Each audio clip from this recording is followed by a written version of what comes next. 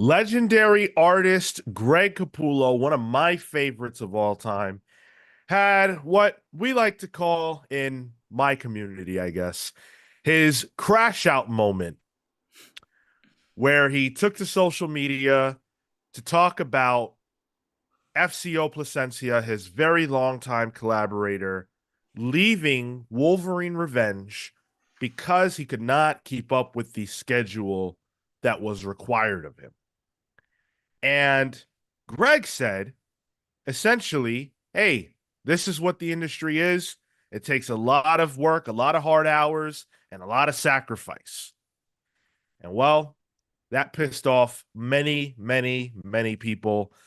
A lot of comic book creators and fans took to social media to lambast Greg Capullo for his opinions, for his statements, and he didn't take kindly to that.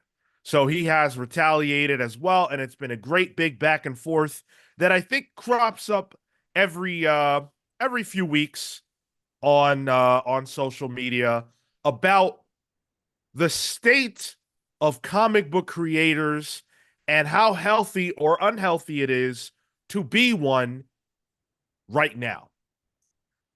But was Greg right?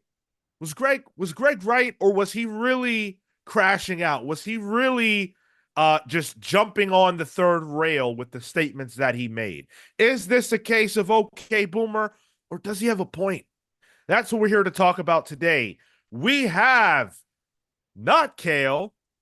Cale has been replaced by BJ Kicks. Welcome, BJ. BJ of Comics Are Dope. Let's go. What's up? Hamburgers? Yes. Close Close. enough. Yeah, that'll do it. I love a good hamburger. We've got Marco. What's up, enchilopas? Tyler. Wake up and eat some coffee, brother. And I'm Sean, all about those pretzels. Now, thank you guys for being here, whether you were live with us in the future. We very much appreciate you coming to hang out with us. This is going to be a big conversation, and I think we've got a really fun show for you guys here. And I want to say up front that to me, the point of this conversation isn't necessarily to say, hey, Greg was wrong and Greg is a douchebag, or everybody else is wrong and they're all douchebags. I feel like this is a question of nuance, and it's a problem of nuance. And I think most often things are not black and white. And I'm not interested in doing the hate-fueled conversation. I'm interested in going deeper. So hopefully today we can do that, and we can come to some truths and realities about this industry that we all know and love so much. I will say these conversations will become very black and white if we keep throwing all the colorists under the bus, but Okay. Oh, I get it. I like that. Okay, you came That's good. prepared this morning. That was I good. see you. Yeah. I see you. right, I Okay. try. Let me establish a couple of things first, and I think it's important to read the tweets. I don't want to, I think a lot of people have heard what Greg said, but didn't necessarily read what he said, partially because he deleted the tweets. But it's important to have the full context. So here's what Greg said. Heads up, gang. FCO has quit, and that's FCO Placencia, has quit Wolverine before its completion. Deadline pressures aren't for everyone. I'm certain that we'll find a suitable replacement that will give you the highest quality product possible. Ever onward. That was the first tweet. Nothing wrong with that. Delivering us a little bit of news. This is just what happened. It is There what was a it little is. shade with that news, but Okay, so what do you think is shady about that tweet? I think the deadline pressures aren't for everyone while saying, hey, my colorist just quit this book. Like, we don't know why that man quit that book. Like, we can get into this later, I guess, but I just felt like that part was unnecessary. Honestly, the whole thing was unnecessary. I felt like the whole thing was Capullo's a bit peeved that FCO quit the book. But I mean, we're on issue 2. Issues have been delayed like plenty of Already. times already. So it's like, and by all accounts, the only issue that's not done is 5. So it's like we didn't have to hear about this at all.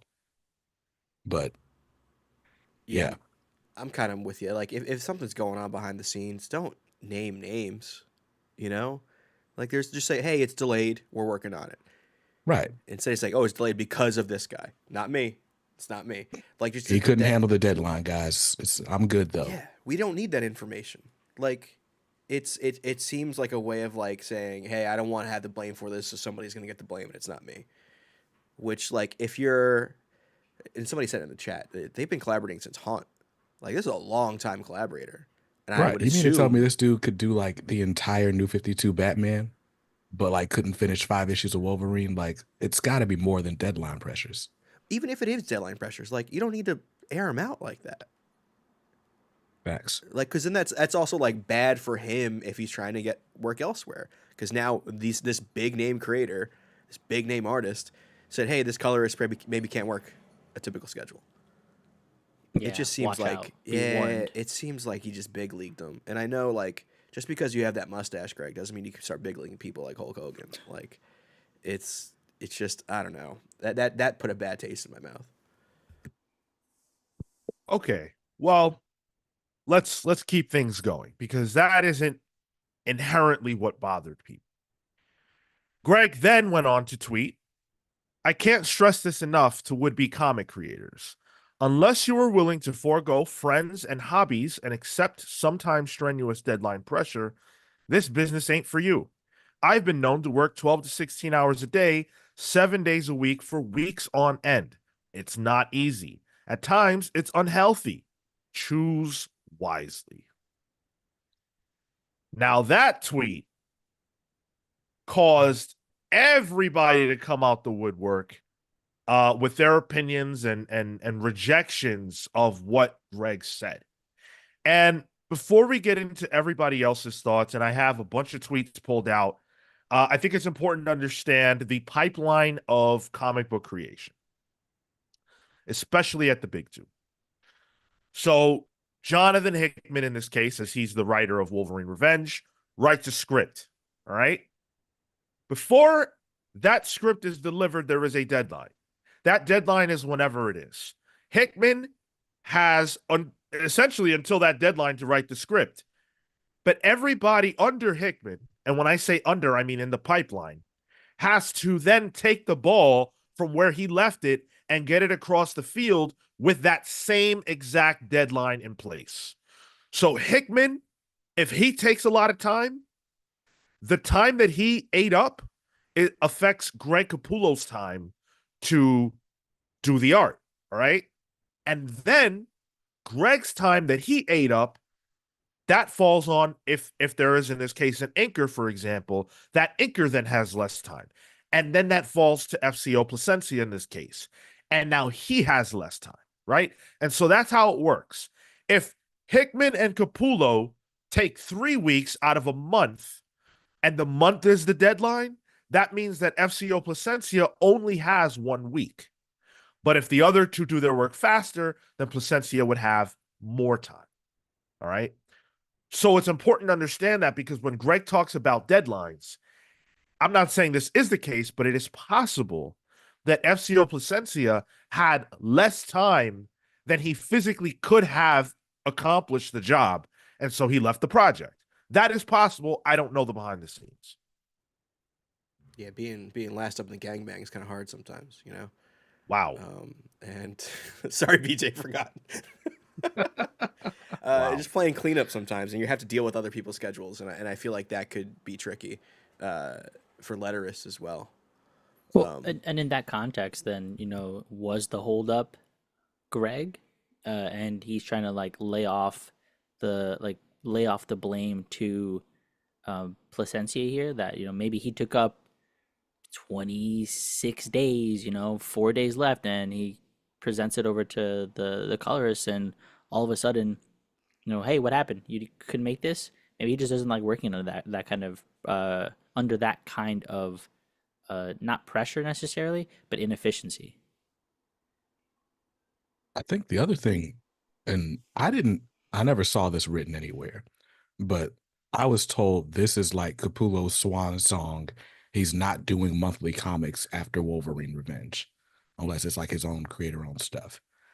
Um, and like I think that's kind of interesting, just based on the fact that he's like, I can't handle the rigorous schedule of monthly artwork anymore, so I'm gonna give it one last hurrah. But also, if you can't handle this, tough titty. I've been doing this for the last 30 years. This is what it takes sometimes. Or it could just be I've been doing this for so long that, I get to retire now. Like I get that benefit because I've been doing this for so long. And this is my last hurrah. So I don't know. There's yeah. I got a bad taste in my mouth from a bunch of this. Okay. Well, let's hear from some other people. Let's hear from the creators because they had a bad taste in their mouth based on what Greg said as well. And this is when it really exploded. And I pulled a few tweets. There were so many. So many. Yeah, and he went on the Cope Harder tour late last night too. Yeah, Quote it's tweeting weird. these. Like delete all your tweets and then repost the screenshots to go in further. Like, Yeah. Yo,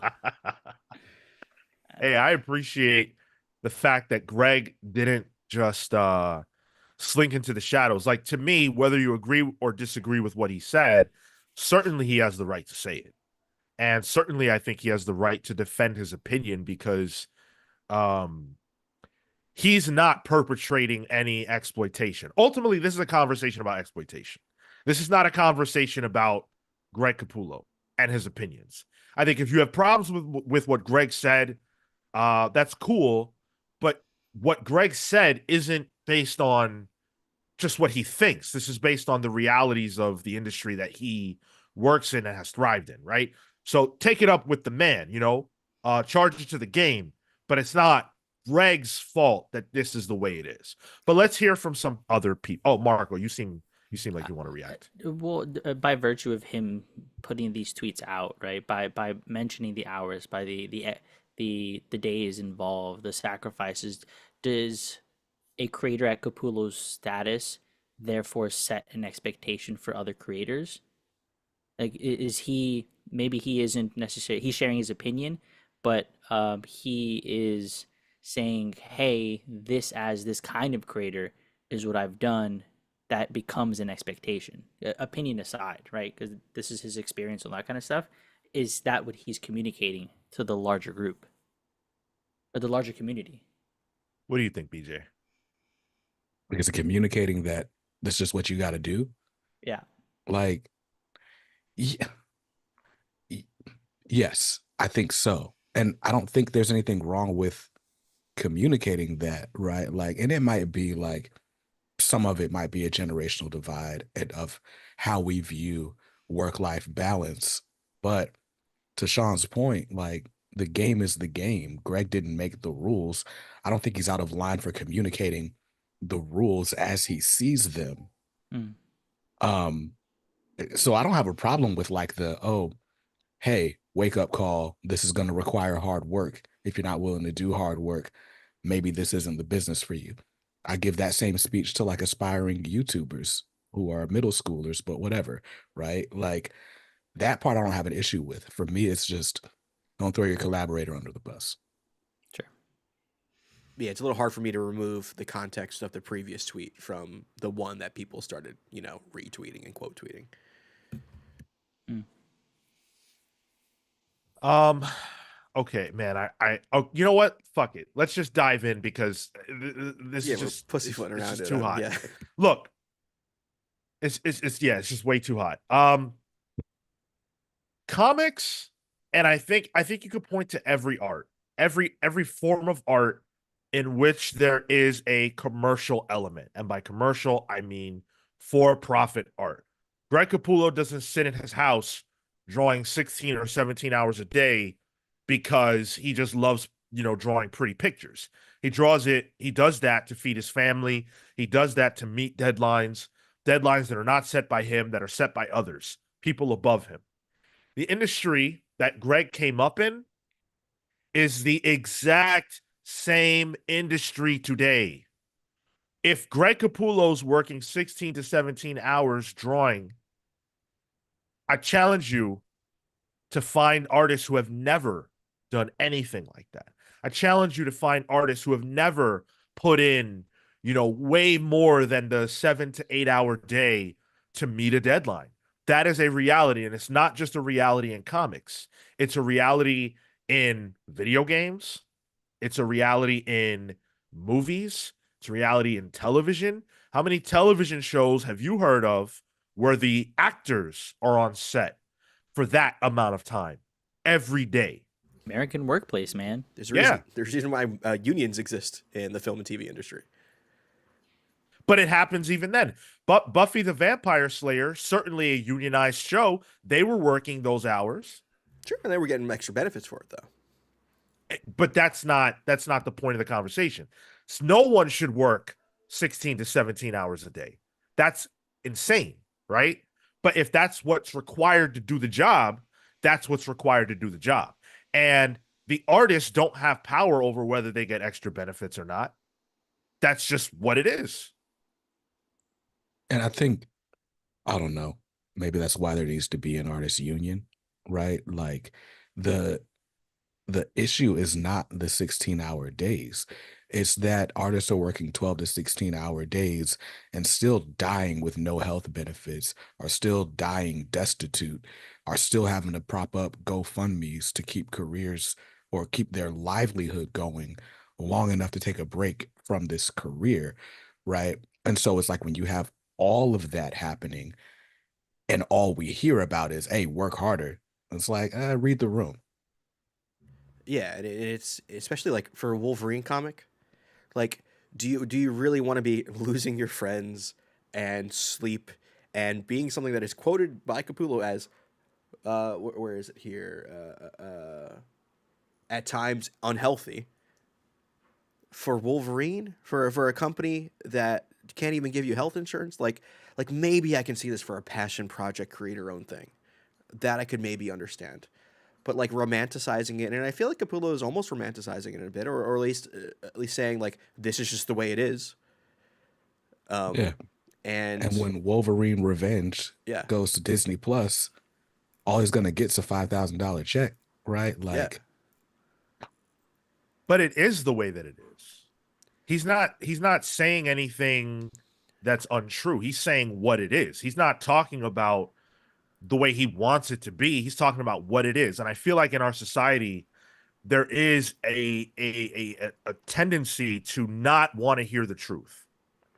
I don't get why that part of what Greg said is a problem because it's a lived experience. I personally spoke to artists at New York Comic Con who talked about the crazy long hours. I hope he doesn't mind, but Gavin talked to me about how he was able to finally pull it back a little bit and work a little bit less, but he was working double what a normal work day ought to be. That's life.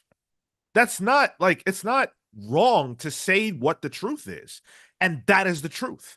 And I feel like people came at Greg for talking about what he had to do to make it. Greg is not the guy who said, guys, guess what? In order to work in comics, you better work 16 and 17 hours. I do it. You better do it. He's saying, this is what I did because this is what was required of me.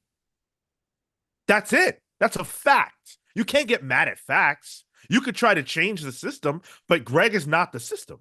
And he's not even propping the system up. He's telling you if you want a career in this industry, you better be ready to do what I did and what I still do.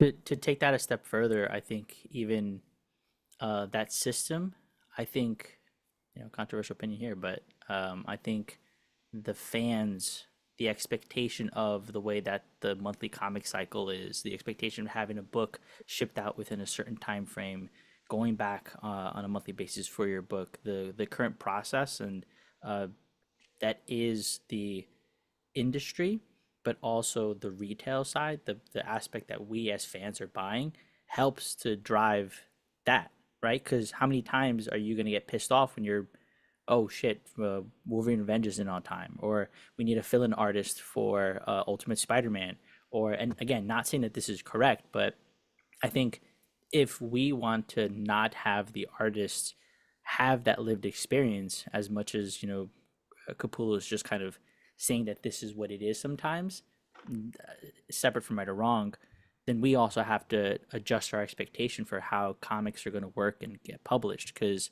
I mean, I can only imagine that all of the books currently that we read and consume on a monthly basis, uh, I'm gonna 9 out of 10 of those books probably work under this kind of a deadline system and also under the same kind of hours, whether we want it to or not. And I think that's a separate conversation to have, but that's what it's coming out.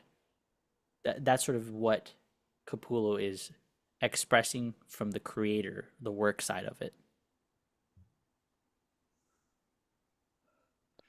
I'm curious, right? Because you guys have been in this a lot longer than I have. Maybe a lot is relative, but I feel like I'm the newest comic reader in the room. I mean, comics have been coming out monthly for about as long as comics have been coming out, right? Um, I got some early Claremont X-Men stuff. That stuff was coming out every other month. So, but whatever, that's the 70s. But all the way up through now, we've had monthly comics. In that time, we've gone from physically mailing and faxing comic pages to offices, having them messengered to colorists and messengered back to an office in time for assembly and publication. We've gone from that to email, right? Like, how has it not gotten easier to make deadlines? It hasn't gotten easier because ultimately the level of expectation for the art has gotten higher. And also sitting down and drawing is just an intense thing. It's a very physically demanding process where it's like it's always going to take you the same amount of time to draw. I've read from artists throughout what Greg said, who said it takes me 27 days to draw a 22-page comic, for example. And if that's the reality for that person's physicality, then that's the reality. And also, the process for like post art was a lot different then too. And I think they had bullpens back then too, where everyone was in house. Everyone was Yeah. right there, so you can do things on the fly. And people were smoking, they were all together. And like the story of Jack Kirby, like it broke him. Like it was happening then too, even though the books came out maybe in a little more predictable pace.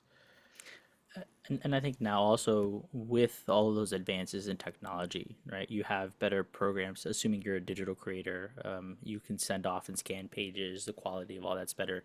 That also means that you can make corrections quicker. That also means that you could make edits, make updates, and send these things out faster. Which probably means, hey, maybe instead of doing the one book that I'm writing, maybe I can do two, and I can get a little bit more money out of that. I think that's also the consideration of, well, now I have the opportunity to do more work. And to the bullpen thing that you were saying, Tyler, I have on my shelf a Will Eisner sort of biography, and that's one of the conversation pieces. Is yeah, the inker's right over there. Hey, I just finished this page. Let's run it by with the writer. If this page looks good, start inking it. Ooh, actually, we needed to make an edit on this page. Get some tape, do whatever, redraw. Like it all happened in the moment. So the the idea of efficiency always existed. Now it's volume plus efficiency. I guess it's true that page rates have gone down Yes. over Right. time, not up. Yeah. So you got to do more work in the same amount of time. What's up to Comic Journey? It's a name I haven't seen before. It says work ethic isn't what it was back then. What's up, Robotters 100? Good to see you. Mike's Total Dragon Channel. How you doing? Chad Cowder. Good to see you. Steve Canaris, one of my favorite Steves. William Lee says the art is so much more detailed now. That is absolutely true. Hey, non-binary bomb. Chris Lister. Good to see you. Flo Dameron, my man, behind the Bada Boom podcast.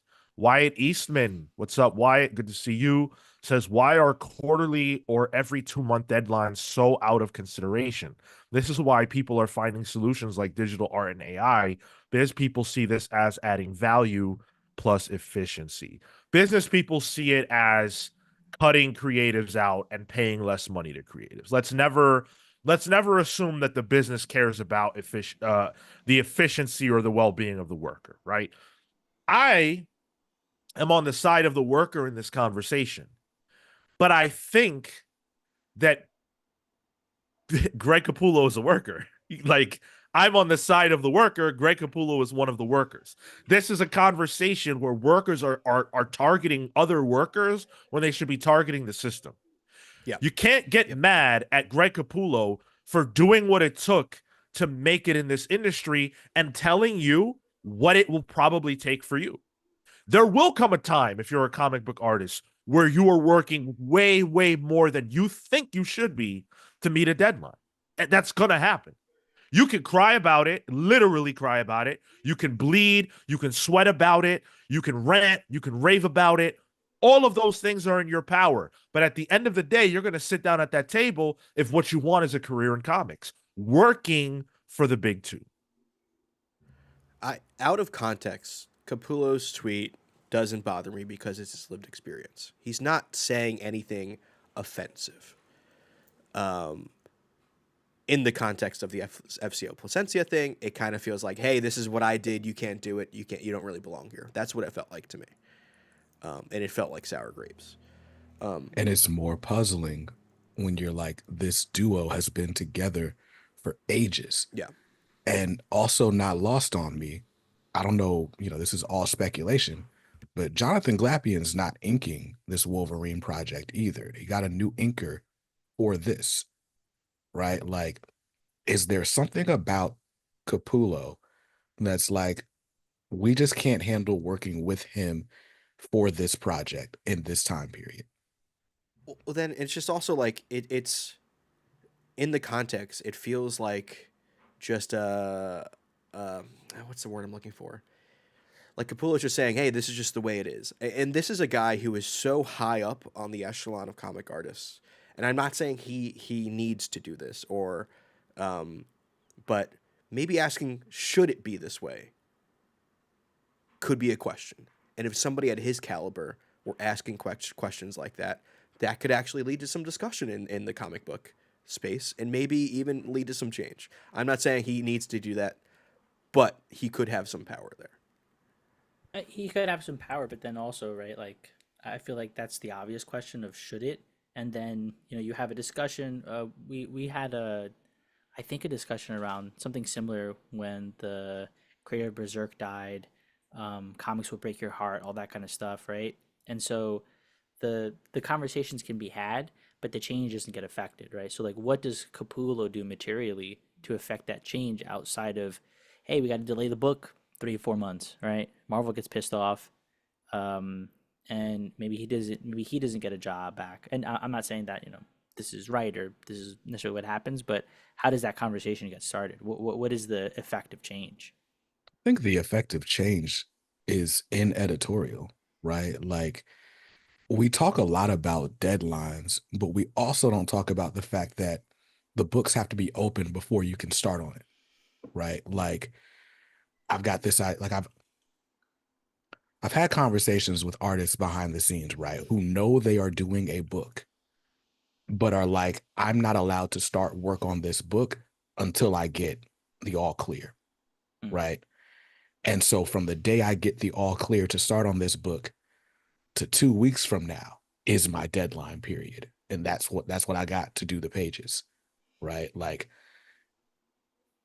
are we going to make the investment in the comics or not? Like, if people can't handle tight deadlines, well, let's open it up a little bit. We know we want a Wolverine book to come out next year. Shoot, it's working for Jim Lee. Like, give Jim Lee the Hush script a year in advance and then just put the comic out when it's ready. Speaking of editors and the role that editorial plays, let's hear from Heather Antos, who has talked about this. She was, pretty quick to jump on this topic.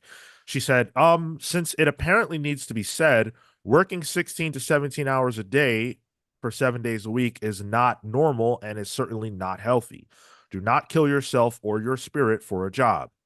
She went on to say, as an editor who runs these type of books, I make sure to build schedules that my creators are included in, that there is no expectation to work weekends or holidays. How a creator chooses to manage their time beyond that is not my responsibility. That's all well and good, but let's assume she builds those timelines. Who's to say those timelines are still realistic, right? Like maybe she doesn't advise it, but and hey, personal experience on this one, yeah, maybe it's not advised, maybe it's scheduled a certain way. Cool, but that's not how the work ends out. That's not how the work shakes out, right? You still need to put in that time, and it comes down to the dedication of the creator to then do it. Because otherwise, repercussions, whatever they might be. Yeah, I hear that. I mean, I think at the end of the day, everyone can have the best intentions possible, but the realities of comics, and I extend it to all forms of, creative arts and entertainment that are commercial, you're gonna run into this. It's point to me the industry that doesn't have this problem. Show me. I was I brought this question to Tom Riley. It'll come up on the channel.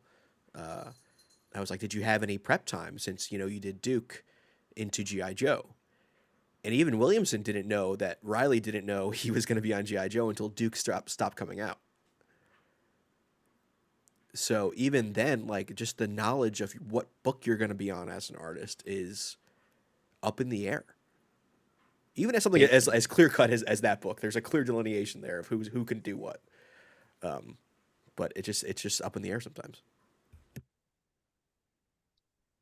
And I mean, everybody, we talked about the Across the Spider-Verse and the animators on that, dealing with crunch and dealing with the directors changing things, wanting to see something a certain way and then changing it to see it another way, and the animators having to go back to essentially the drawing board and do stuff again. And of course, that's frustrating and we all feel for them. But is there no room for that? Is there no room for tweaks? Is there no room for trying to get the perfect product? It's a very difficult situation when you want to create art and you want it to be great and you want it to be on time and you want everybody to love it. Something generally will have to give. And it's usually the worker. Who else is it going to be? And I think that's where there's an issue that is hard to solve. Because the whole idea of artists having to suffer for their art is a tale as old as time. You can go back to any artist, before we even had cameras. Classical artists. You don't hear about their art until they're dead. But when it comes to stuff like this, where it's really commercial, it's like I know how the sausage is made. I would prefer personally if there was a delay. Like I'm cool with that. If like, hey, we need more time, cool with me. But that does not mesh with the corporate side of we need to make money. Same thing happens in the video game industry.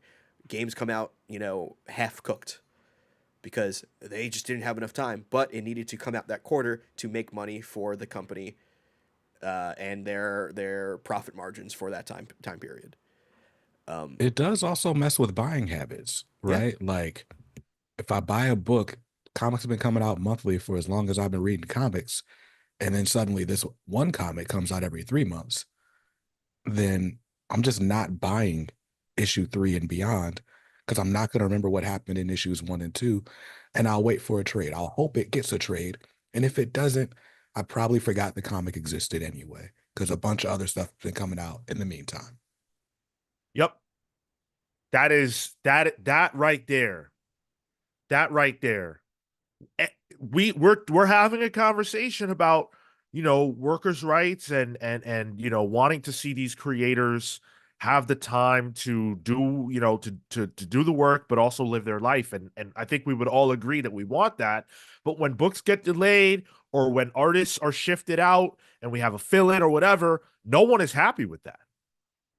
So what is the line? Not to be typical comics pals, but I'll bring up Ghost Machine. Look at what Fabic's doing. Fabic and Jeff Johns are doing with Rook. It's baked in to their plans. Hey, we're gonna take 6 months off here, so Jason could have time to put out this book at the quality we want it to. And we heard that, and we heard the explanation for it. We were like, cool, see you then. And it's baked into the story too. They had enough story to tell a story in a chunk, and they can tell the next chapter of that story coming out. How does that work for a Marvel or DC book? I can't tell you, but I can tell you a out of continuity Hickman Capullo story can easily do something like that, or at least be baked in a way where I can be okay with it. That is a headline creative team on a book that doesn't really have any context to the rest of the Marvel universe. So The context is there was no Wolverine book at the time. sure. A page leaked. Everyone thought Capullo was doing the Wolverine book. And now suddenly this is the marquee Wolverine book when it was meant to be an out of continuity thing, right? Like, so maybe Marvel's doing too much, like trying to have their cake and eat it too. Maybe they should have come out later to begin with, but here we are. Flo brings up a good point. Saga was killed by a break. It came back, and uh, the fervor around it really died down. Yeah, to the extent that even I, as having gotten all the physical issues for that, read everything up until the pause there. Took 3 years, and obviously, that doesn't mean that these other books should or that they will take that amount of time. But to what was said earlier, that buying habit gets diminished by a book, and maybe that's the book that you're going for, right? That maybe that means you don't come back for the purposes of the store and for the purposes of the company. This is how you end up losing some market share. So I think there's also a risk from the business end to not want to do those things. I think it's an answer that it's solvable, but I also imagine that after this Rook Exodus, 6 months from now, we'll have a significantly smaller amount of people picking up that book. And what does that mean for that model? If the model is um, bake in enough for a break, does the returning volume of people offset the break? That's the risk. That's on marketing then. That's on marketing to hype up that return of that book. Saga's Sure. done it. I think the initial Saga break kind of came out of nowhere. It felt like the creatives, Fiona and BKV, were like, "Hey, we need a break," and maybe they didn't know it at the time, and it kind of came out of not out of nowhere. I mean, it was baked into the story, but subsequent breaks, it then became part of Saga. Like, hey, you're gonna get this many issues. We'll take a break, and then I think it was a little easier to kind of keep track of because it was baked in. I think something with like Rook, where if they just hype up the marketing, if Jeff Johns comes on the Comics Pals, or he does other podcasts, and Fabic does the same thing to hype up the next volume, I think then it could work. Like that seems like an understandable thing to me. I think the key for that is just going to be a predictable schedule. I don't mind how far out it is if I know it's coming back. Saga taking a break for 3 years. I don't think anybody thought, oh, they're gonna take a quick break. Oh, wait, see you in 3 years, right? Like, even like my least favorite thing in comics right now is this idea of like seasons, which we've had like with all the milestone stuff, Static season one, Hardware season one, right? And I guess technically we got a season two of Static, although they didn't call it that. And now I'm just waiting, okay, like what is season three? And it's not so much that like the fact there are seasons, it's just seasons on a TV show equate to like years. So it's like, okay, I know in the fall I'm gonna have a new thing. But it's like with a lot of this stuff, it's just when we get around to it, when we make an announcement, will you come back? And it's like, no, like don't disrespect me like that. Like either commit to a thing or don't. And that's a huge issue. The comic book industry has conditioned its readers to understand that this is an industry that operates in weeks and months. So every week you go to the shop or you go digitally or whatever you do, and you pick the books for that week. And the next month, you'll be able to read the next installment of the books you picked up that week. So I should know that every month on this week, I will be reading Ultimate Spider-Man. That is the condition by which the comics industry operates. Any deviation from that is always going to be problematic for the product. People cannot stand that Doomsday Clock was delayed. People could not stand that Astonishing X-Men was delayed. People hated those facts. But those are the realities for those creators, right? Nobody cried tears for Gary Frank and Jeff Johns about the work that was required of them to put the book out. All they said was, "Where's this comic book?" Yeah. That's how fans are. So every fan who's right now saying, "Oh, well, what Greg said was wrong," look at yourself. Look at yourself. Look at the way that you approach your experience with comics, because we are part of the problem, quote unquote, if you believe that it is a problem. Our expectations are a part of that problem. Nobody wants to hear about a delay. If Amazing Spider-Man only released 6 issues out of the year, I wouldn't be happy. I'd be pretty upset, actually. That wouldn't be cool for me.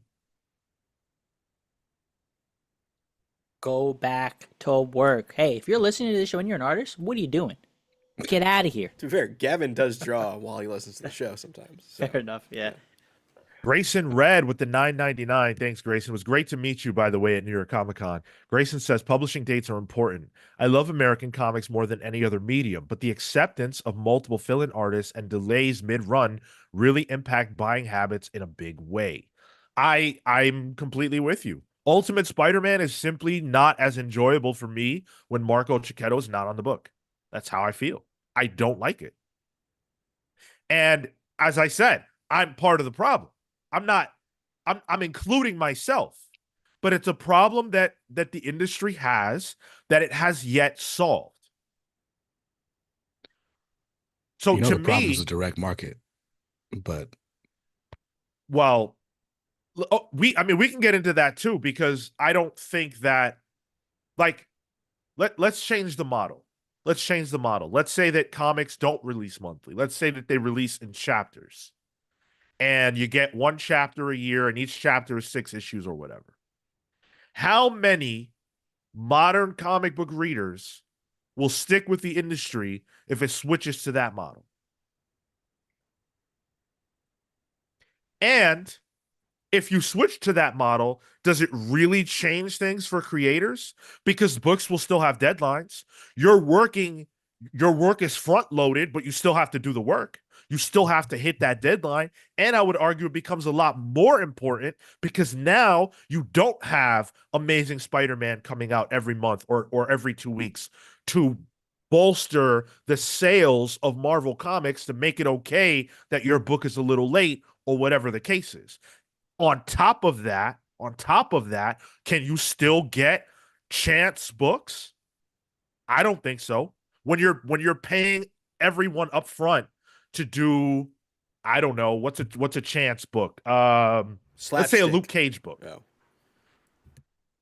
Is Marvel still going to take a chance on Luke Cage if you have to pay up front for a 6-issue chapter that's released and does whatever numbers it does? I don't think so. You said still as if they're taking a chance on Luke Cage now. Well, Luke Cage as an example was bad because they ain't taking no chances on my man. Dennis Right. Gathers, at least. But the point stands. Yeah, no, the problem is, and this is a problem of like all creative at scale, right? It's how do you pay for it, right? And like comics still has the direct market where it's like, because in order for us to make a book happen, you pay a writer for their script. You send me a script, you also send me an invoice. You get paid because you scripted a comic. That comic's not on the stands for another few months, right? Same for the penciler, inker, colorist, letterer, right? By the way, editorial team, they're on staff. They're getting salary whether you deliver the book or not. So you've got thousands, maybe tens of thousands wrapped up in editorial before a book ever hits the shelves. Plus, you got to print that book, right? You're paying the printer and you're not getting money back from this book until the distributor pays you for the book based on the sales at comic shops, or excuse me, sales to comic shops, right? Which is why Diamond almost died 3 years ago, because they're running super high receivables. They literally just told publishers, hey, we can't pay you. Publishers are like, somebody's going to pay us, right? And now we've got Lunar and all this other stuff. But the fact is, these creators have to get paid to do this work. Maybe if we're not selling them in specialty shops, maybe if they're sold like everywhere, there's more money for these companies to say, all right, cool, we'll open up the books on this one a little bit sooner because we've got stuff flowing in. Or maybe we have an honest conversation and say, we're going to take some of this TV revenue, some whatever these other things that we're doing as super mega corporations, and, you know, front the comics division some of this money. And whether it's profitable or not is a different conversation. But if it's worth being in the zeitgeist, then we'll make that investment in it. I think with that investment, what you can do and plan for it is the future. You know, you can have your run play out over the course of potentially years as opposed to months or within the year, because you'll have more people to say, hey, you're handling the stuff that's coming out now, that's coming out in 6 months, that's coming out in 10 months, right?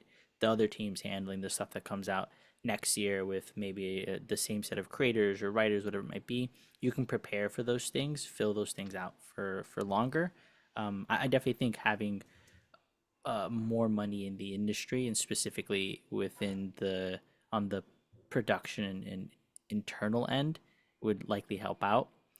Um, One thing on the allowing people to have more time, I think it's I think it depends on the creator, and I'm pulling from personal experience where I as a manager can give somebody additional time, but will they still try to squeeze it all in at the end because they have other things going on, they're busy, whatever, right? Like your time management, I think, also has to come into play at some point, and I think you lose the excuse of, well, it's a short turnaround time when you provide 6 months heads up. Like if you drop the ball on that, like sincerely, what happened there, right? Because you had 6 months, 5 months, 4 months, 3 months, 2 months, 1 month to tell me something's going on, and the communication becomes that much more important because you're talking about such longer timelines. Yeah. I wanna touch on what you guys just said regarding regarding the idea that, you know, Marvel and DC's owners should pump money into the business. That's very sweet, right? But it's not going to happen. And the realities of the business of Marvel and DC is that they are not being helped by Disney and Warner Brothers Discovery. They're essentially being allowed to exist as IP farms for the film and television end of things. But they're not going to invest money because they don't want to. And I feel like as an industry, we can't wait around for the higher ups. And by higher ups, I mean the highest ups, Warner and Disney, to do anything. They didn't buy comics to save them. They bought comics to profit, not to invest. That is not within our purview. We can't do anything about that.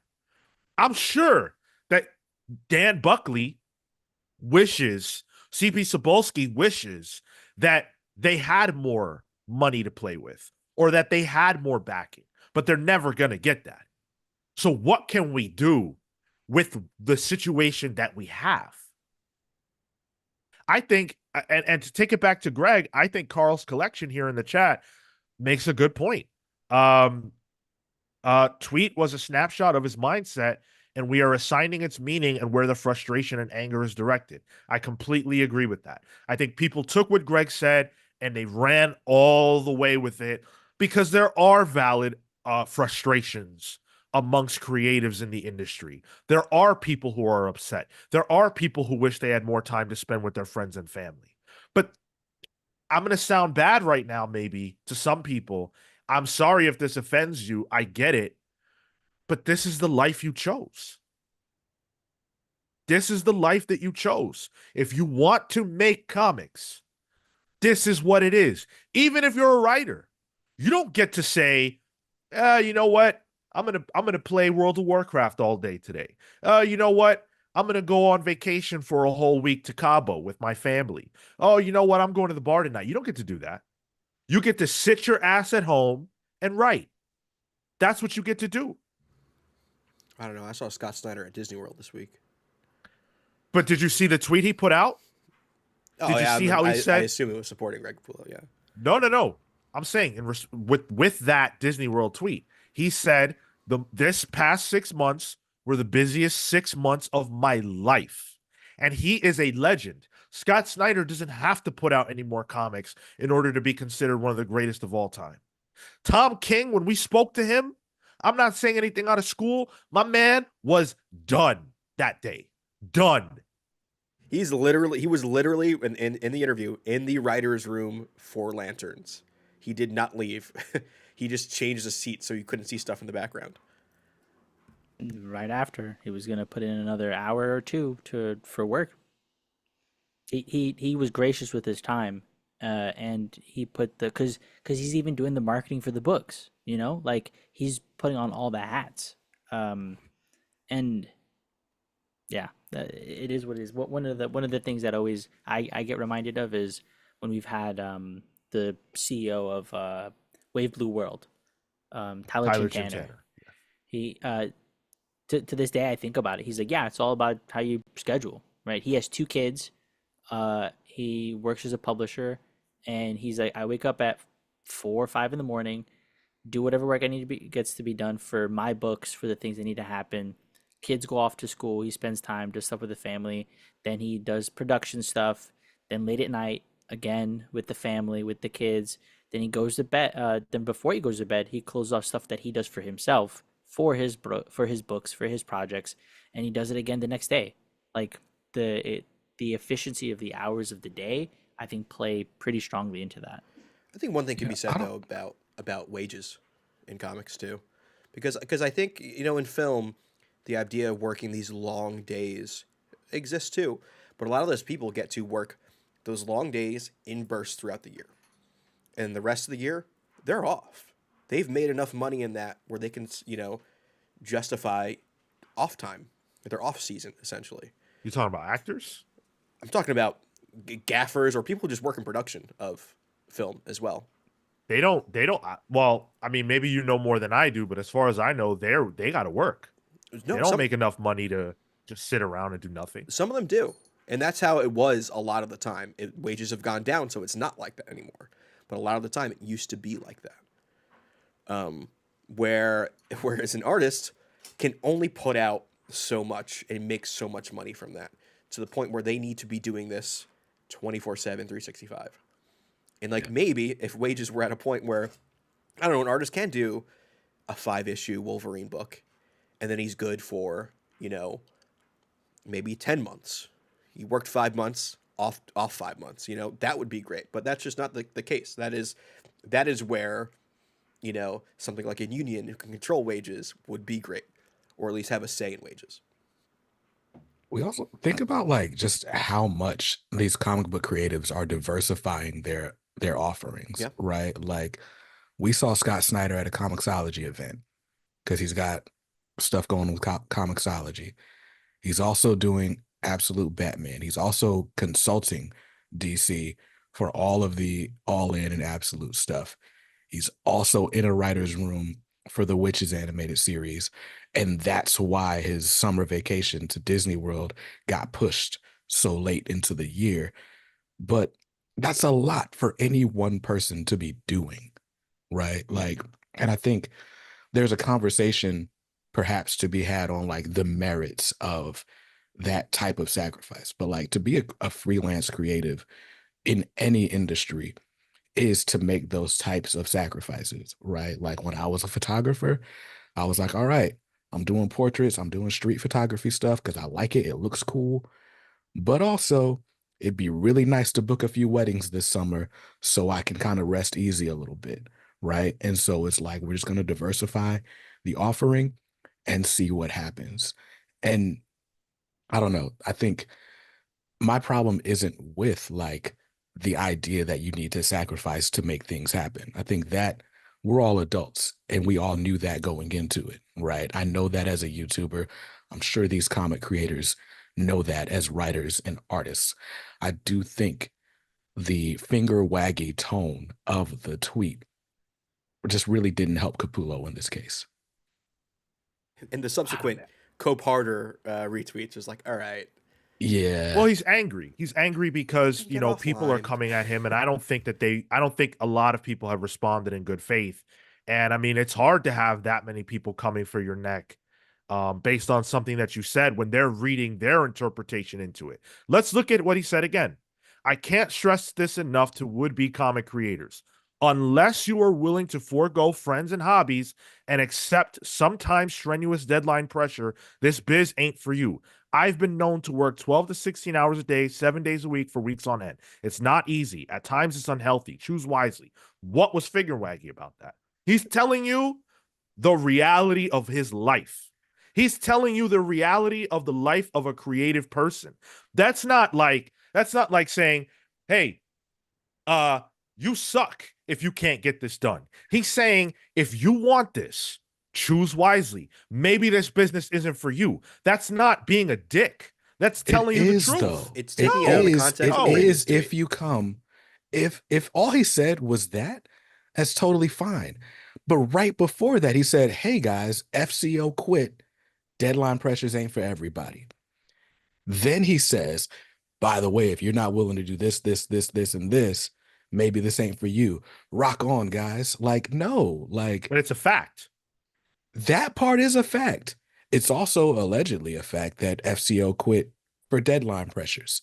But to say, hey, this high profile collaborator who I've got this 2 decade plus relationship with just quit, deadline pressures ain't for everybody. First of all, that does not, to me, tell the whole story of what happened here.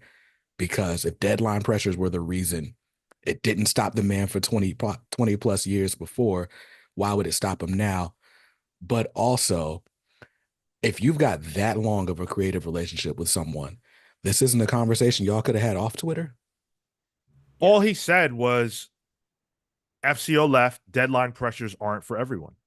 And if those are facts, what is wrong with that? We are going to know that FCO Placencia is not on the book. We are going to know that. I think it works so much better if Rich Johnston is the one saying, "Hey, I heard he couldn't handle the book," right? Like, no one's outraged at Greg Capullo.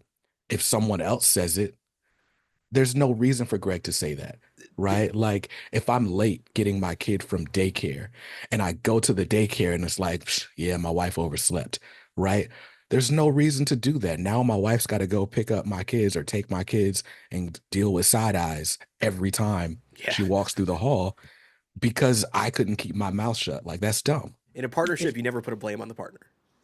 Well, You're it together. feels it's more like a condemnation, right? Like that's the biggest thing. That had it been purely factual, had it not been involved FCO in with respect to mention that deadline pressures aren't for everyone, presumably at FCO, fine. It just felt like a condemnation. And like This it's guy just, couldn't it's stick it out. like the other like heads up gang, FCO has quit Wolverine before its completion. Like, sure, that could be factual, but that's factual to your editor, sure. But like the at large public doesn't need to know that, because then that paints that saying, hey, here's the guy to blame this delay on. You don't need to do that in any kind of partnership. It doesn't matter how ticked off you are. That's just kind of a dick move. We don't know that there's going to be a delay as a result of FCO leaving the project. Then why does it There's need to say already this? been delays. There have been delays. We know that for sure, but we don't know the reasoning for the delays. And it should have stayed that way. We don't know them now. It's still like that. We have no idea why the book was delayed.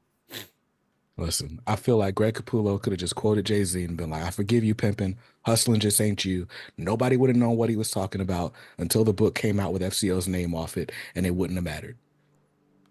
So you think that the reaction to what Greg said is based on the first tweet and not the second?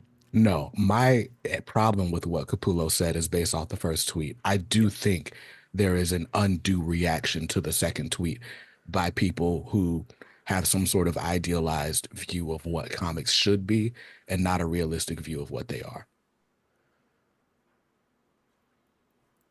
Yeah. Let's let the Tyler, you're listeners muted. have. I was just saying that. My issue with it is that I think the second tweet, he might be romanticizing a little bit, but that could be his reality, and feel free to speak his truth. But in the context of the first tweet, it's kind of a dick move. Let's let the listeners have their say.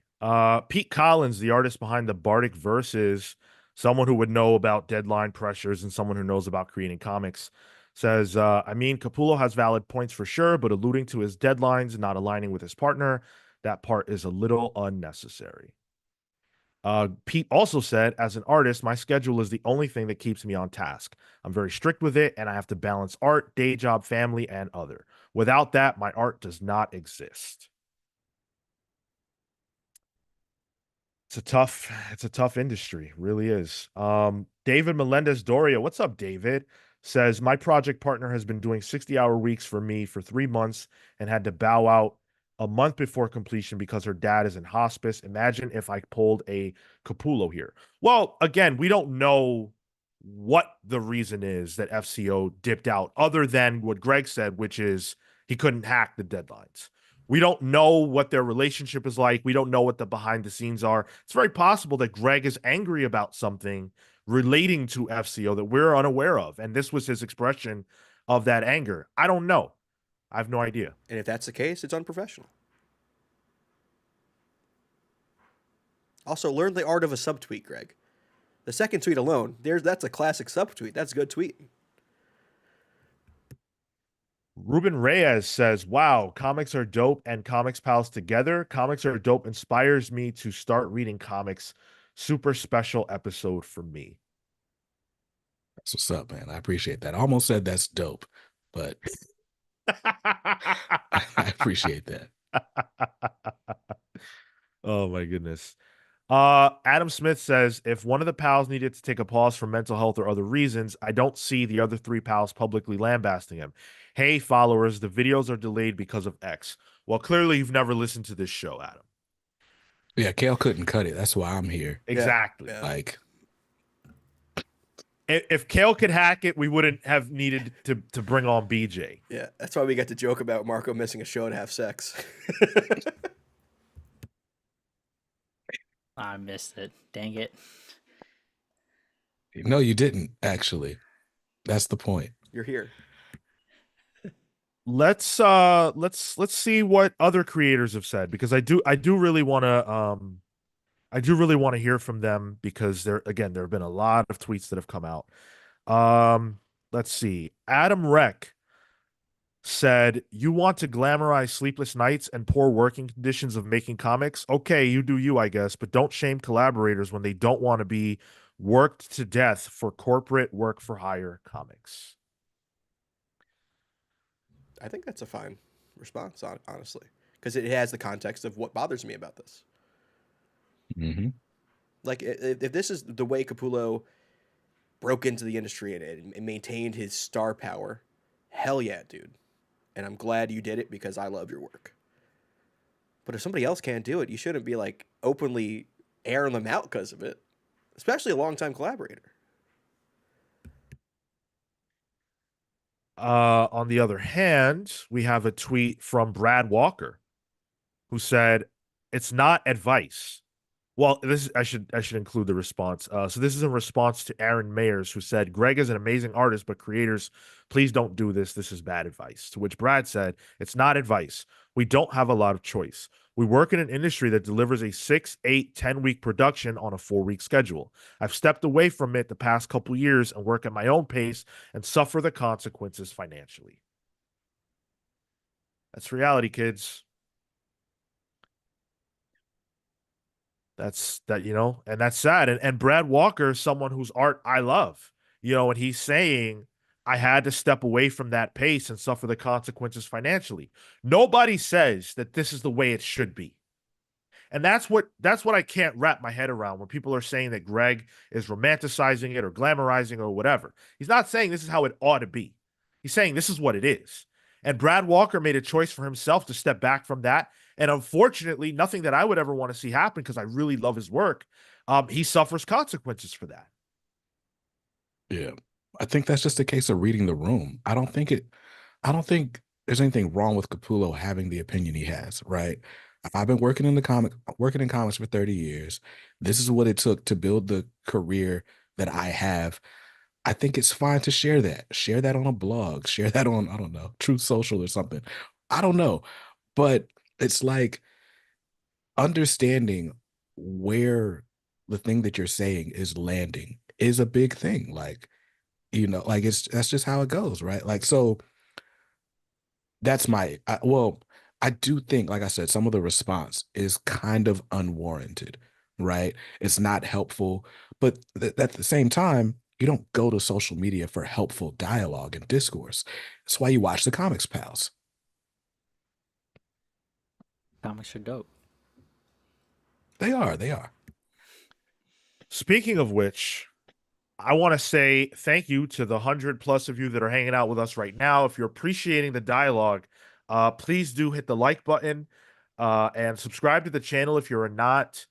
And also, while you're at it, subscribe to BJ's channel. Subscribe to Comics Are Dope because they are indeed dope, and he's got a really dope channel. My favorite comics YouTube channel. While you got that sub finger working, use it twice. I'm gonna post BJ's channel in the chat here. Appreciate that. While we're here, I also want to just take some time to shout out the comicspals.com. You can go grab your official Comics Pals merch. I'm wearing some right now. I just want to say to Paramount that is not something you can get on our website. We are not trying to be sued. We do not sell TMNT merch. Oh, my bad. Wrong show. Don't put the Taylor Swift merch on there. That's what you're telling me. Not yet. The collab hasn't gone through.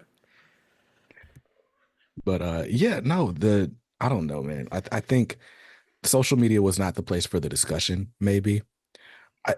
Honestly, no. I think it was fine. I think what he said would have been fine if not for FCO quit.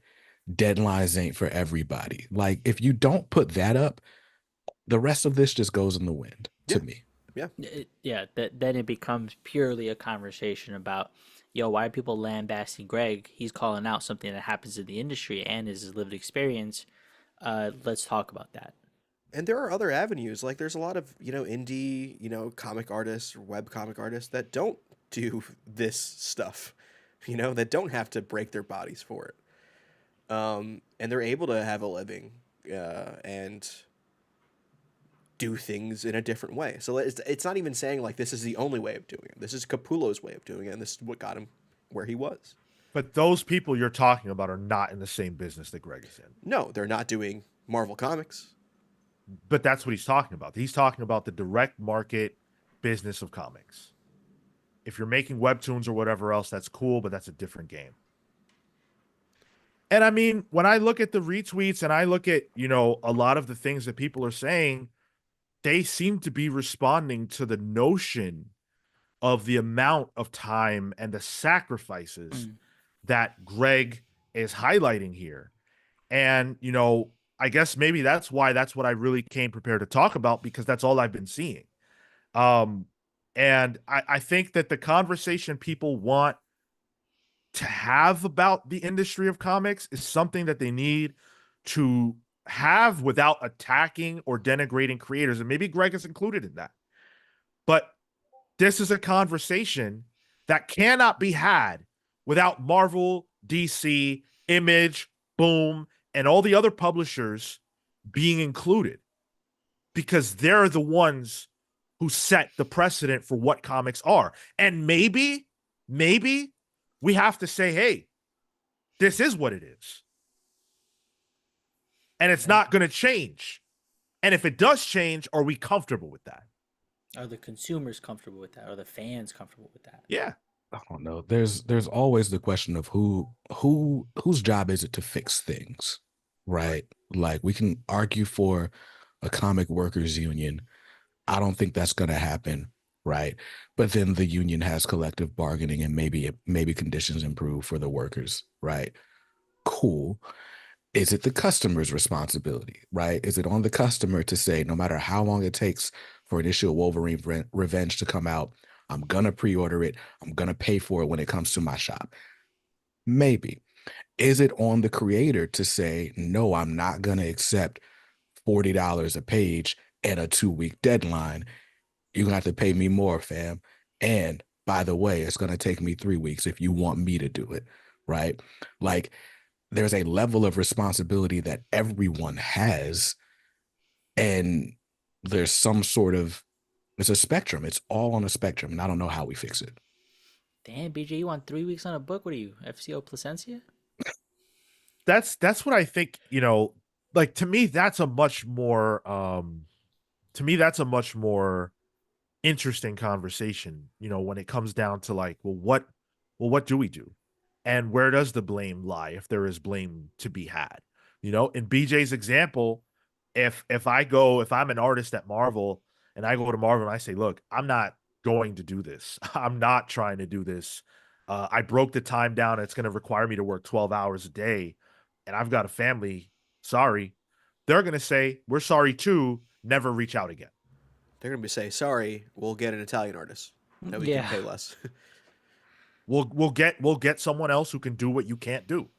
And there will always be that. There will always be that. And so unless the system is going to change, then I really don't know what there is to say. And it's not even like, because my sticking point is always wages. If you pay artists their worth, and they would, they can put in these hours for a certain amount of time and be good for the rest of the year.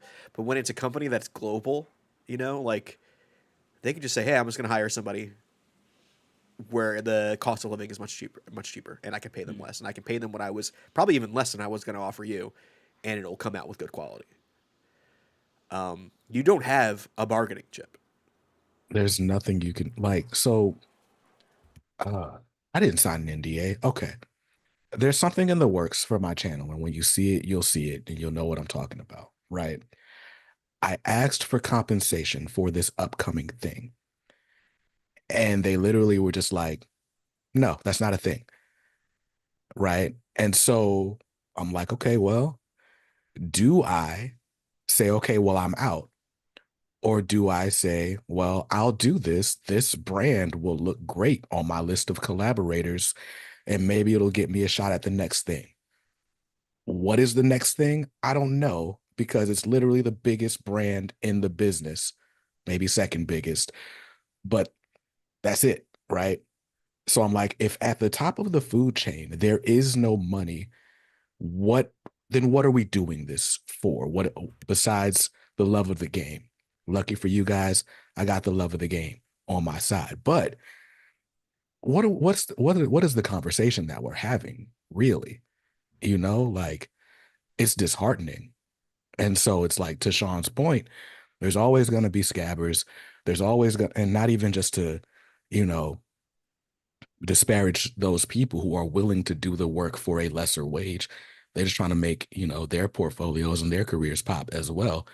It's not on them, but companies are going to be predatory. Companies are going to be exploitative.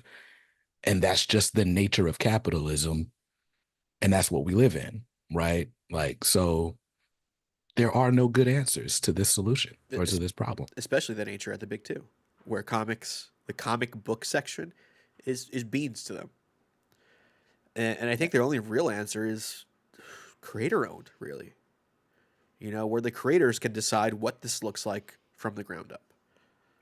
But even that, my creator-owned book is not appealing to you unless I've done something else that you enjoy, can identify with, whatever. Sure. So it's a lot better if I did Wolverine Revenge, and then you can be like, oh, the award-winning colorist of Wolverine Revenge now has fairy tales from the bottom. I don't know, right? It's funny that it used to be different though. That used to be um, back in I would say like the image boom of the 2010s, the aughts. Like it was like, oh no, you'd find creators there. They would do Mhm. some Right. killer stuff there, and then they go to the big two. But it shifted the other direction now. And to that, to even what you're saying, BJ, right? On like the opportunity, it's an opportunity cost, right? Do I do the work now? Do I sacrifice the things I need to sacrifice now, because that opens up my range of possibility, my range of potential. And for the artist, maybe not necessarily Greg Capullo because he's one of the biggest names in comics, but for somebody who is up and coming, and if they're confronted with that, that's a real dilemma. It's, well, this is gonna potentially let me do more, which in the future will provide more benefit for maybe my family, but at the same time, damn, my kid's about to walk, right? How do you balance that?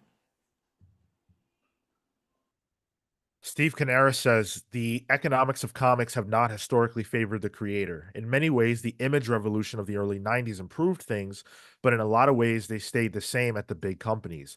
Well, you bring up image, right? And those were workers, artists in this case, who felt they were exploited, who felt that, their comics were the biggest selling comics at the time, which is accurate, and that they deserved a bigger piece of the pie, and, that they should be able to work under conditions that favored them.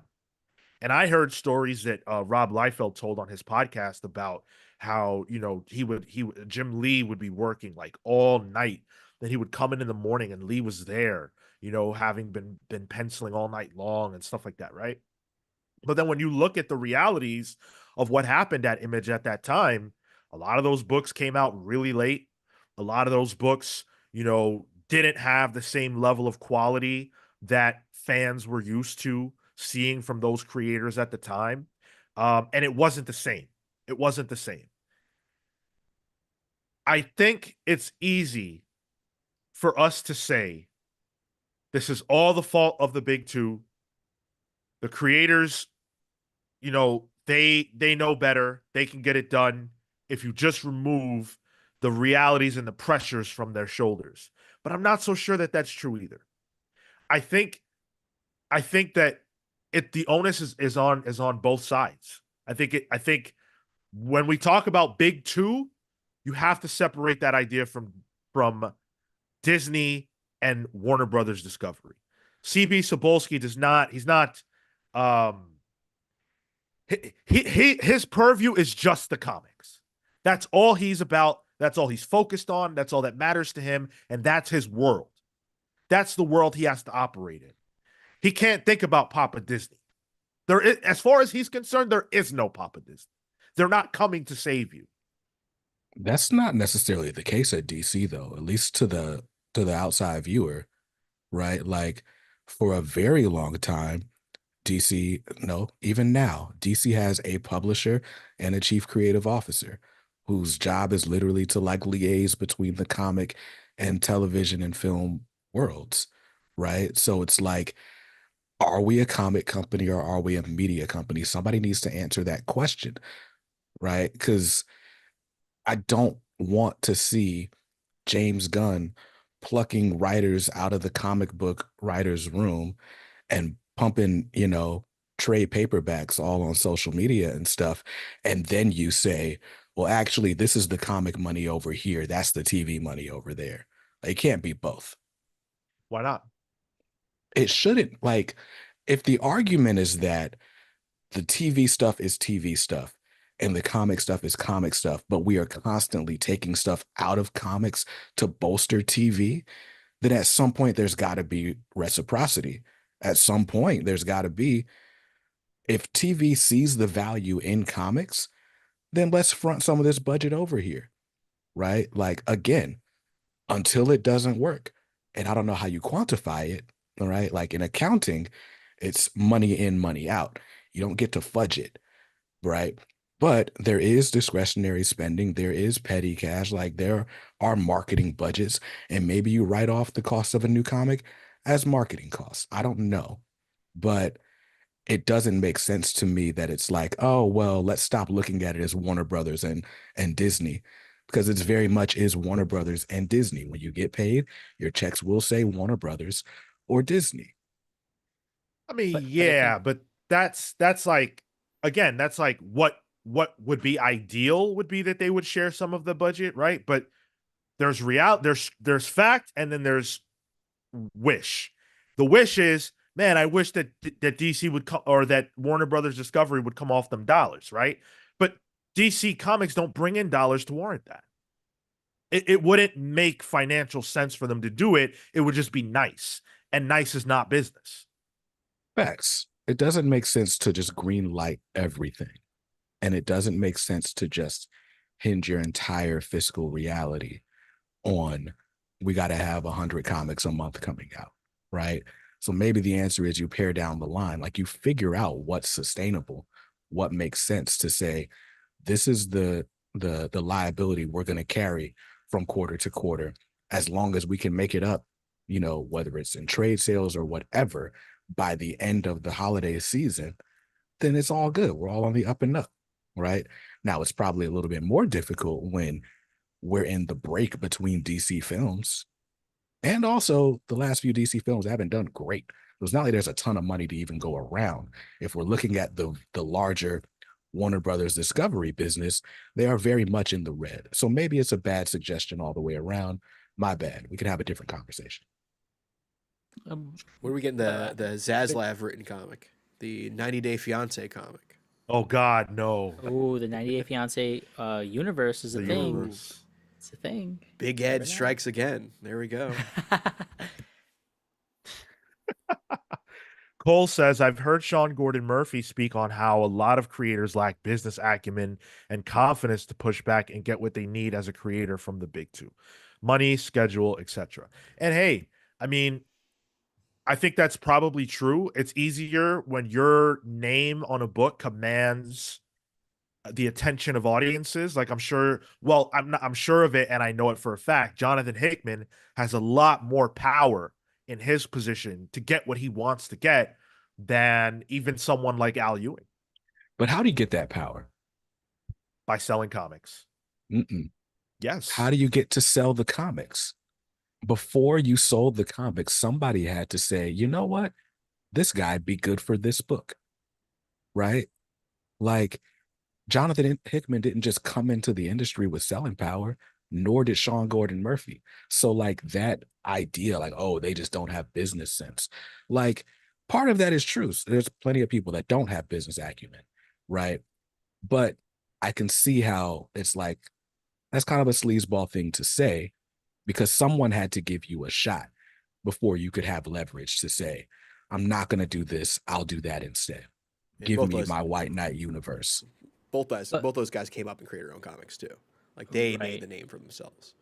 They're not, and, you know. and even then, I feel like the business acumen is shaking hands, saying hi to people, being on time, right? Delivering good work, and then being communicative. Like it's the conversation. That's that conversation piece. It's having accountability on yourself. No, the business acumen of Sean Gordon Murphy is Elise. At least as well. But so yes, Jonathan Hickman, for example, was given a shot by Brian Michael Bendis, because Brian said, wow, you're really talented. Come co-write with me on Secret Warriors, which in that case really just meant Bendis' name is on the book, but Hickman is doing the work, right? So he got a shot. Totally granted. But the fact is that he took that shot and he turned it in and parlayed it into a career to where he's a juggernaut. No one can take that from him. Sean Gordon Murphy, same thing. At some point, you have to be able to sell books, and people who sell more books get more opportunities. Steve Orlando, I'm just picking a random name out of a hat. It has nothing to do with Steve Orlando. Doesn't necessarily have the same selling power that Hickman has when his name is on a title. That's a reality. That's not disputable. So when Jonathan Hickman says, look, when you put out the collection of my X-Men books, you're going to put it out like this. This is how it's going to be mapped. Marvel has to say, okay, Mr. Hickman, because if they don't, then Mr. Hickman leaves, and Mr. Hickman goes and makes mad money, millions of dollars for DC Comics. If Steve Orlando says, screw you, I'm not doing what you tell me, and he goes over to another company, they're not getting that same thing from him. So it doesn't matter for him to advocate for himself in that same way. I love the idea that everyone should advocate for themselves, but not everybody has the same power as everyone else. But I guess, is art a meritocracy? Right? Like, theoretically, if you just do better work, you get that bargaining power, right? Or are there more conditions at play? Well, what's better work? Well, I guess for the sake of your argument, better work is work that sells, right?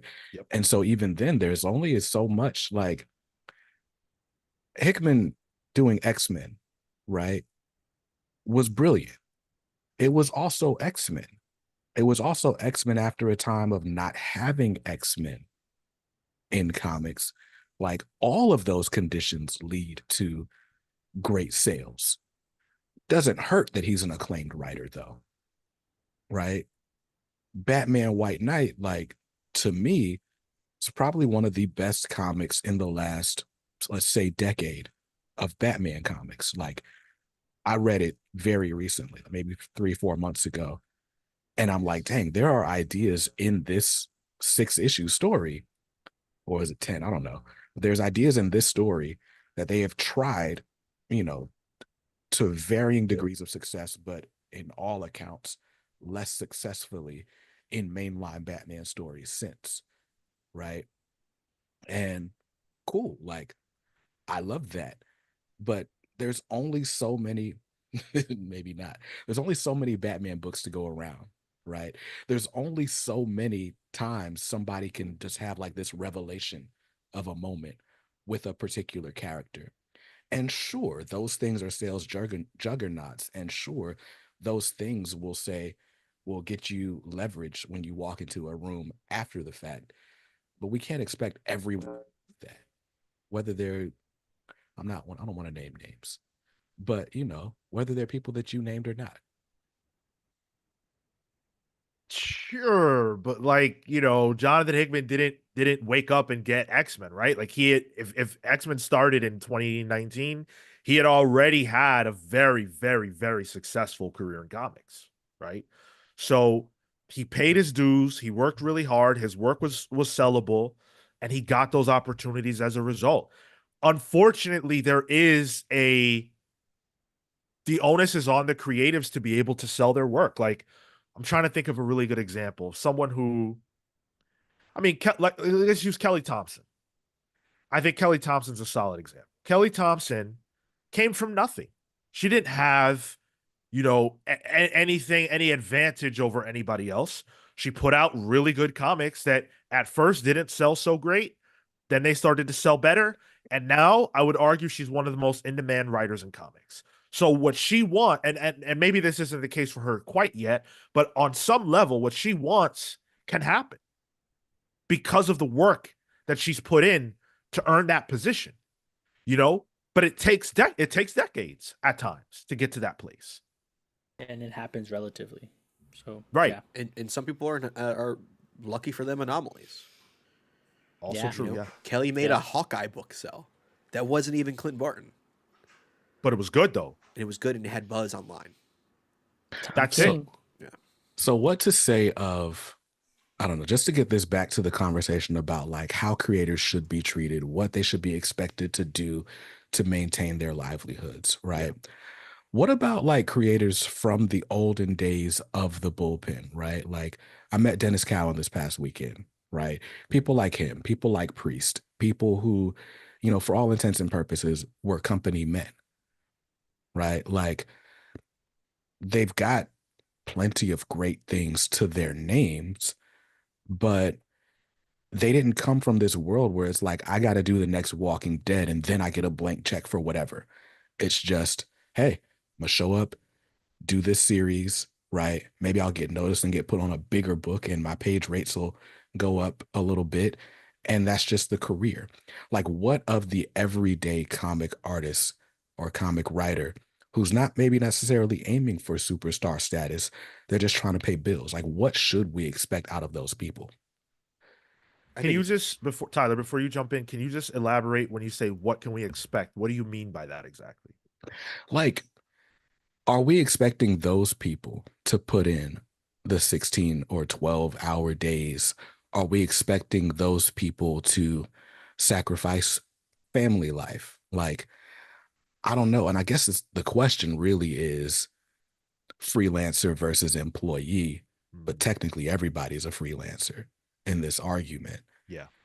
But I don't know. It's just, I love the idea that, okay, hey, you do the work, you put in the hours, eventually you'll get the superstar status and maybe you can put in less hours. Cool. I like that idea. But for every superstar, there's like five more people that just got to do a DC comic, you know? Like, there's Sean Gordon Murphy and there's Gavin Guidry. Both are happy to be in the room, but they have very different real life situations. And I only shout out Gavin because he's probably in the chat and he can offer some expertise. But it's like, what are we supposed to expect out of these people? Like, should we be looking at them like, hey, this is just what you're gonna do for the rest of your life? And it's like, well, what if I didn't want that? What if I just wanted to draw Superman a couple of times? I think it's I think it's different for artists and writers. Hmm. I just think the name of the game is different. I think for writers, especially with Big Two, you're you're you're not having to fight on a global scale as much as artists are, and you have the ability to do multiple things at once. Artists can sometimes only really do one book at once, so I think it is actually harder for artists. Um, and I think the guy that you talk about, who just wants to draw Superman a couple times. Um, I think that, and as shitty as it is, uh, you can't just do that. Like that, I don't think that's just. I think it's just like that's saying like, hey, I'm not I'm making a sports analogy. I'm not the biggest, baseball player. I do it in my spare time, but I would love to play for the Yankees. Maybe once or twice. Um, it's like, all right, sounds nice, but here's the reality. And does that suck? Sure, I'm sure that sucks for the guy that wants to do that. And I think, um, it sucks that to get to that spot, people have to literally break their backs to do it. And it'd be great if wasn't the case, but that kind of is the case now, and it can't really change unless creators have some kind of rights at the big two, where they can, you know, um, speak for themselves and change things top down that benefit them, which I don't see happening. So it's depressing. It's like, hey, things could be much better, and here's this great shining castle we can imagine, but it's not going to happen. I wanted to shout out GK Ultra, and then I had one comment to call out from Pete a while back. But GK Ultra says, "Love to the pals, BJ in the Discord, very awesome people around and welcoming to an aspiring content creator. Hey, thanks for being part of it. Thanks for joining this conversation. I think it's an important piece and some of the stuff that we love to do here." And Pete a while back mentioned, as an artist, my schedule is the only thing that keeps me on task. I'm I very read that. strict with it. Uh, Sorry. I read that comment. Okay. The point being there that the art doesn't exist without those pieces. So I think, to PJ's question, the thing that has to happen is uh, a level of self discipline combined with the hours of work. Because uh, if you do get into it, um, then there has to be a level of time involved until you get the shot, until you meet the right person. And I think that's the thing that aligns. When I think of this, I think of welcome me here, but I think of a crowd at a concert. Um, when you're trying to get towards the front, you have to wait around a bit. You have to find the right path, and at a certain point, people will start to shuffle in a way that grants you an opening that you can kind of beeline through and cut across. And that to me speaks of opportunity, patience, and the consistency of the work. And you have to figure those pieces out over that amount of time. So ideally, you don't work those hours because you're also doing a day job. You're also doing maybe side gigs here to make it to get to the point where you don't have to and you can do this 100% of the time. Yeah. And I think, I mean, conversations I've seen Sean Murphy having about business acumen kind of allude to that, right? It's not so much like what is your bargaining power? What are you doing when you're in these rooms with publishers or editorial? It's really what are you doing with the money that you get from comics or outside of what you can get from comics? Are you investing in real estate?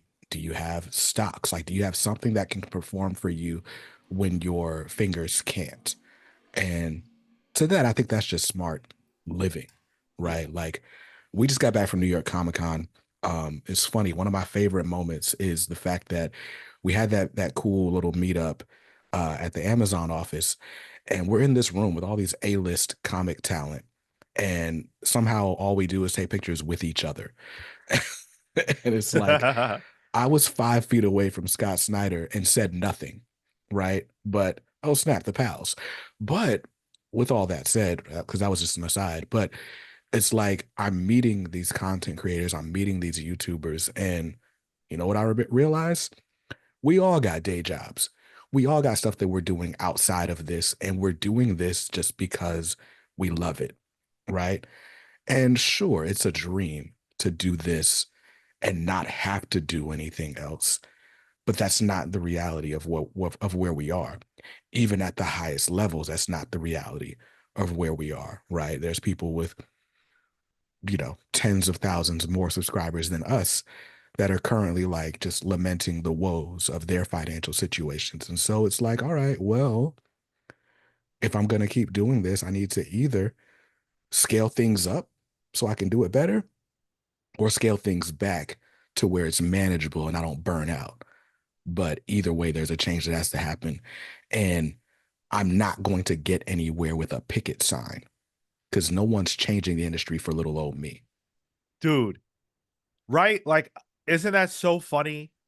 We are in that same space. We're not artists, we're not slaving away at the table all day, but certainly, our realities are, we're not YouTube doesn't employ us. You know what I'm saying? Like there is Mhm. no guarantee of anything. 10 people could watch this video instead of the 100 plus that are with us right now, and we would make a fraction of what we're making right now. It's important, and it's on us to make sure that the product is good enough that you want to watch it. And do you know what that requires? A lot of time. It requires a lot of time. It requires our free time.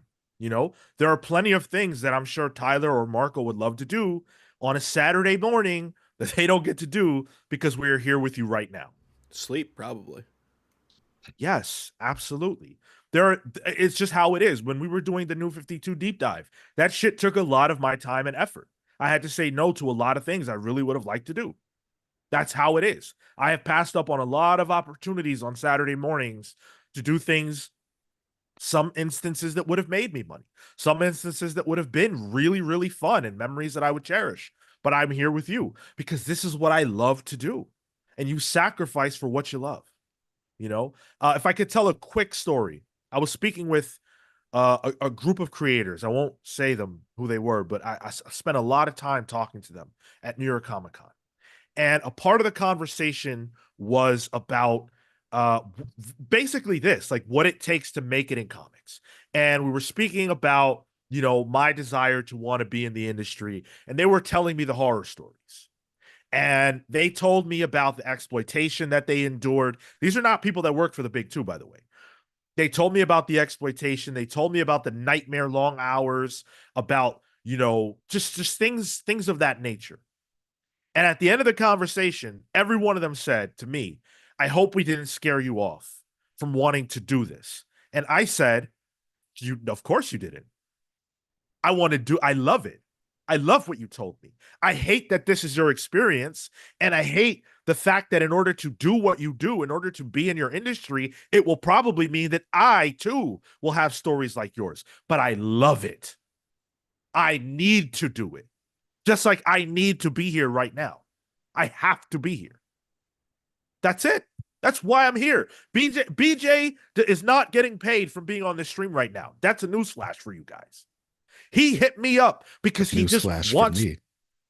I thought Oh, I was going to send you my invoice. Wait, I'm BJ, sorry? if it wasn't you, we would have gotten Chillmonger, someone who's willing to work for less. I'm sorry. Yeah. But in all seriousness, BJ hit me up because he wanted to be a part of this conversation. We'd be probably talking about this if you weren't here listening to us right now. I love this shit. Yeah, I had to talk about the crash out because I felt like it was a crash out. But yeah, no, seriously, like, and even if to be in all transparency, I'm supposed to be filming and editing my New York Comic Con recap, and then like a list of overviews of different books, right? But yeah, like, and when I get off of this, that's what I'll be doing. But I don't know, man. Like, so we just came back from New York Comic Con, and my thoughts are still super raw. So I'm testing things out on the pals. So, but I think for me, the biggest realization out of that trip was like, there are two New York Comic Cons, right? Like, there's the New York Comic Con for the fans, and there's New York Comic Con for the industry. And everyone kind of has the same goals. Like, there's this secret network of after parties and networking events and stuff that everybody's trying to make it to. Like, somehow everyone found the secret location of the Marvel party that I didn't go to because by the time Saturday night rolled around, I was just dog tired. But it's like everyone is in this rat race and everyone acknowledges their place in it and everyone is happy to be there, right? That's not to mention the hundreds of dollars spent on flights and hotels. That's not to mention the hours typing up pitches. Somebody showed me their pitches that they had been sending to like these different publishers, and I'm like, just the brain power. Nobody pays you for the ideation phase of your idea, right? Like, it's just you do it for the love, and then you hope that you're presented with an opportunity to present that love at mass scale.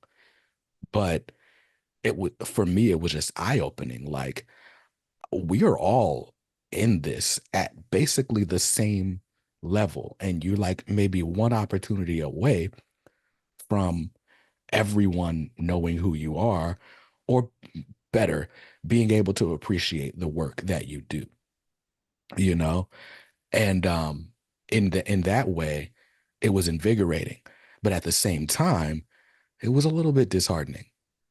Like, it was a little bit disheartening to walk into rooms and find out that people in some of the highest places in comics already know who I am.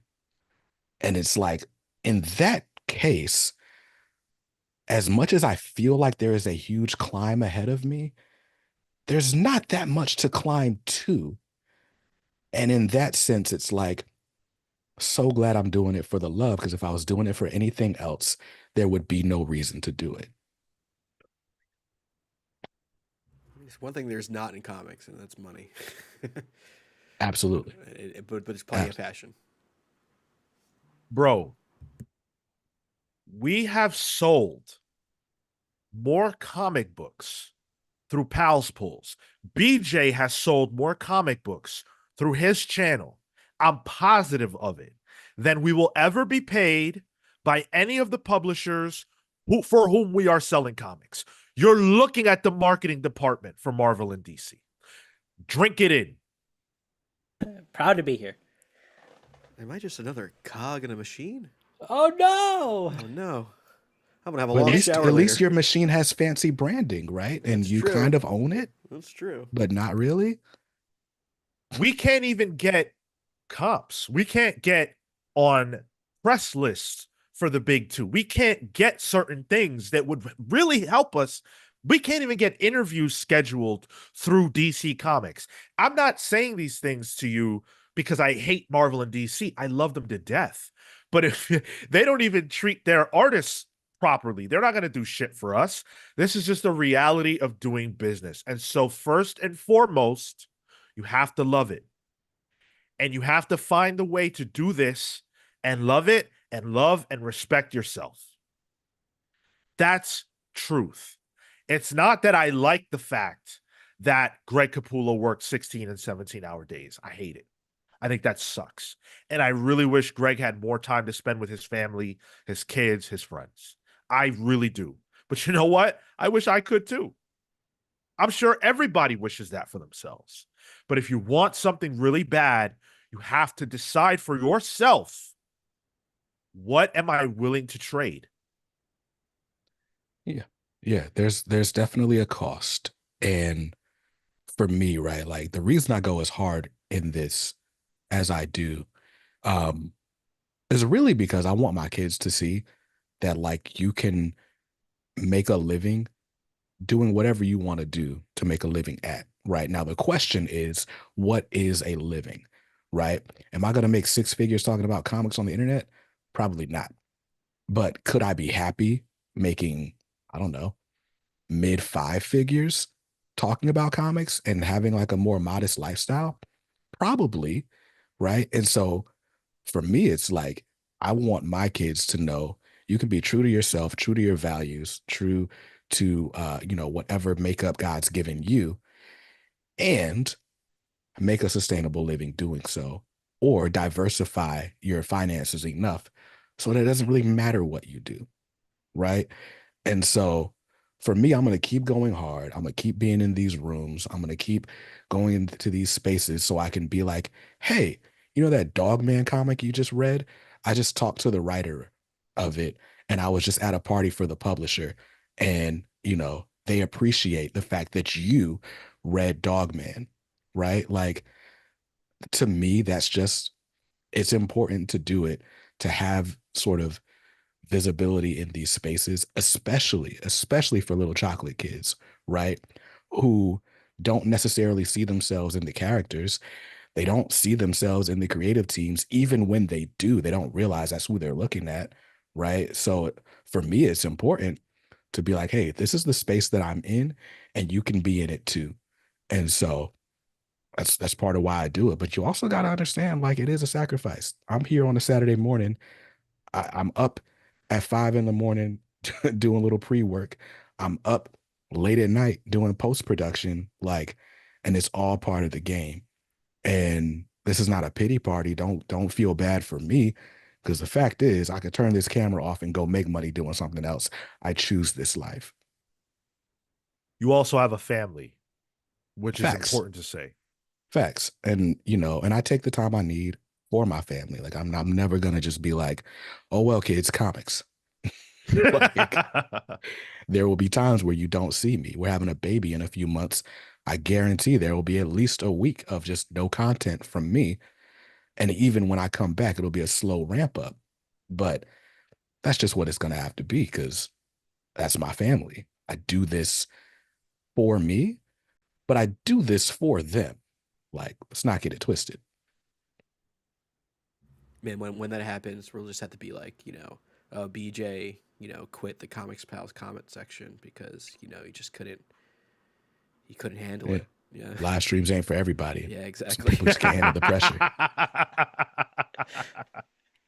Hey, let's hit some comments. We've had my God, you guys are going hard in the comments. Thank you so much for the engagement with this subject matter. Clearly, it's important to you, and I think that's very encouraging. It's encouraging that you guys are just readers of comics, just like we are, and you're so compelled to want to talk about this issue. I think it shows that you guys do care about the well-being of the people who are putting these books out. So I want to give you guys your time and read some of what you are saying as well. Triple Ho says, I don't like it when the conversation puts the onus solely on creators and not that the industry needs to change. This is why I'm okay with pauses in between story arcs for creators to not rush. Okay. So I'll say it, Triple O. The industry needs to change. Did you guys hear? Did the industry change? Did you guys hear the industry change? Did it? I didn't feel it. I No, yeah, I think thought I felt something, but it might have just been my guts, my bubble guts. I had a lot you of got popcorn yesterday. bubble. That's Oh god, weird. How does that get anyway? no, Um, it's a butter thing, I think. I, and that's first of all, that's what I love about the Comics Pals. It's why I like coming on to this show, but also it's why I waste a lot of my, I shouldn't say waste. I spend a lot of time listening to you guys when Oh, I should thank be you. doing other things, right? Because we can have these discussions and they are nuanced discussions. But my problem with it is that where do we get at the end of the day? Right? Like we just present all the points, we present all the nuance. We don't really take a hard line stance. And it's just next week is business as usual for the industry. But it was a good talk though. Right. Exactly. My mentality is it's important to have these kinds of conversations. And if enough people are having it and enough people see it and understand, maybe it does hit the right person, or maybe it just leads to a more informed public. I don't know, but I think that that's valuable. I know for me, I try to come away learning something, maybe having a bit of a different perspective and trying to share my perspective in hopes that, it has the same impact on others. I mean, and speaking out does lead to change, and even if it seems as, the bare minimum that you can do. Like, I think we all agree here that, like, yeah, it sucks that creators have to break their backs to do this. And if they can make a living at the big two and maintain a decent enough schedule, that would be fantastic. And I think maybe if enough people are talking about it post, Capullo tweets, maybe it could lead to something, or it could at least lead to some kind of understanding of what you're getting into. That could be good, but any real top-down change, it's comics is just such a small microcosm of a much bigger thing that and maybe it's a little dejected to say, but like you can't really change it from the top down unless bigger things change. They Yeah. have bigger influence. They have more Yeah. direct weight to change the thing. Disney and Warner, they have lobbyists that control laws essentially, or help push laws in the right directions for them. Like, Yeah. there's only so much. I think there are things you can do as fans that could help. I think Yeah. supporting creator-owned stuff would be a great thing for creators. Like stuff doesn't go into public domain until like 70 years after the death of the creator because Disney lobbied for it to be that way. Right? Like that's an insane amount of power. And I wouldn't be surprised if like Superman never actually makes it to the public domain, or Right. like the one we know. Yeah. Yeah, yeah. The version that we know will probably never, but a version will. I tend to liken things to the music industry just because there's a lot of similarities. But the glaring difference between like I was on, well, it wasn't even a different show. It was my show. But I'm like, about her asked me like what I thought about like why comic book marketing is the way it is. And I'm like, because comics haven't had like a Jay-Z. Like they haven't had the one guy to come in and say, you know what? After me, you got to consider these people and you got to treat these people better, right? Like the best example I have of that is the Image guys, but where the Image guys story ends is they made a bunch of money for themselves. Jim Lee went back to DC. Todd McFarlane made his bones selling toys and is just kind of selling comics just because he can. And things didn't really change for everybody else. It just created another big company for people to set their aspirations to. And so it's like, I don't know how change happens at scale in comics. For as long as Mickey Mouse owns Spider-Man, like, that's just how it is. Can we also say that Image would go on to become a company that also exploits its workers? Yeah. That is what happens when you work in capitalism. Like, that's just the nature of capitalism. It becomes, you can't do anything without money, and money eventually corrupts things.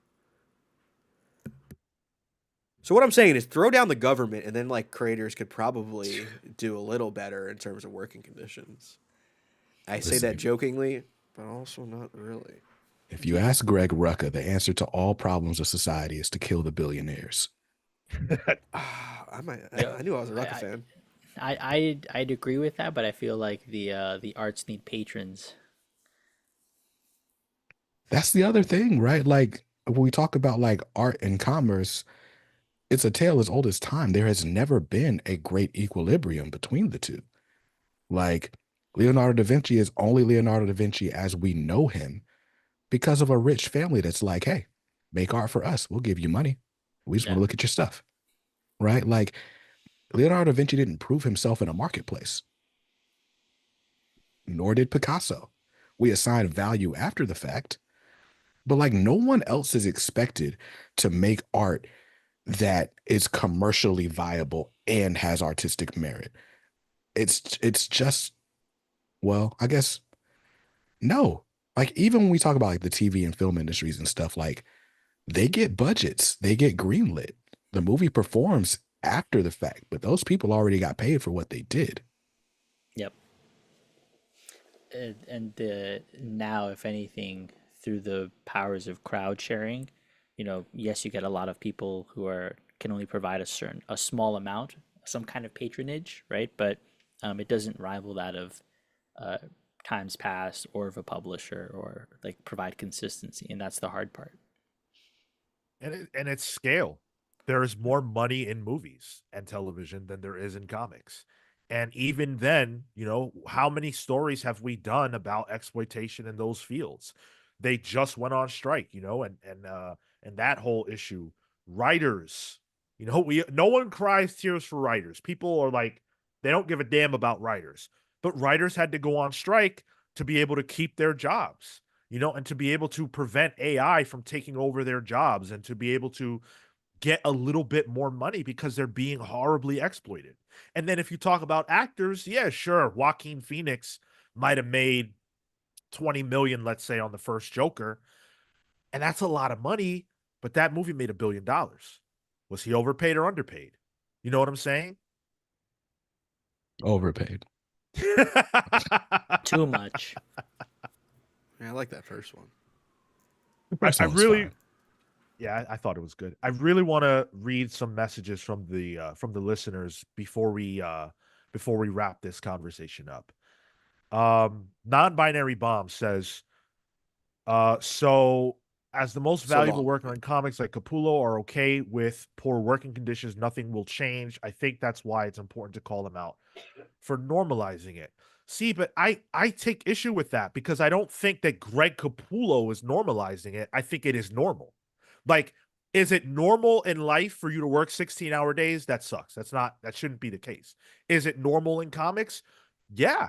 For many, many creators, it is. And if you let them tell their stories, a lot of people want to hear about, oh, Tom King, how did you come up with the idea for Super, Girl, Woman of Tomorrow? Well, why don't you ask Tom King about the long hours that he's put in? Why don't you ask Tom King about not getting to see his family? Why don't you ask Mitch Gerrits about how many hours it took to complete some of these amazing works that we love so much? Ask them. They will tell you. I've spoken to these people. I spoke to Gavin Guidry. He told me about the sacrifices. It is normal. You could talk about changing it, but it is normal. Greg's not telling anything that's not a fact. Yeah. It's also life though, right? Like you were like, is it okay to work 16-hour days in life as if it doesn't happen outside of comics? It happens all the time, right? Sure. Like Sure. that is entrepreneurship, right? And that's what you are if you're a comics creator. You are someone out there slinging pencils for cash. That's just how it goes, right? Like so let's say I work at insert car wash here. We got Auto Bell as a chain in North Carolina, right? I'm the dude that wipes down your car after it goes through the big machine, right? I get paid minimum wage plus tips. And I do that for 8 hours a day because that's all I'm allowed to do by law unless I'm paid overtime. I can choose to do that, or I can choose to say, you know what? I got this skill. Let me go spend a couple $100s on a water tank, spend a couple more $100s on some chemicals, spend a few more hundreds on flyers and put a wrap on my van and all the things.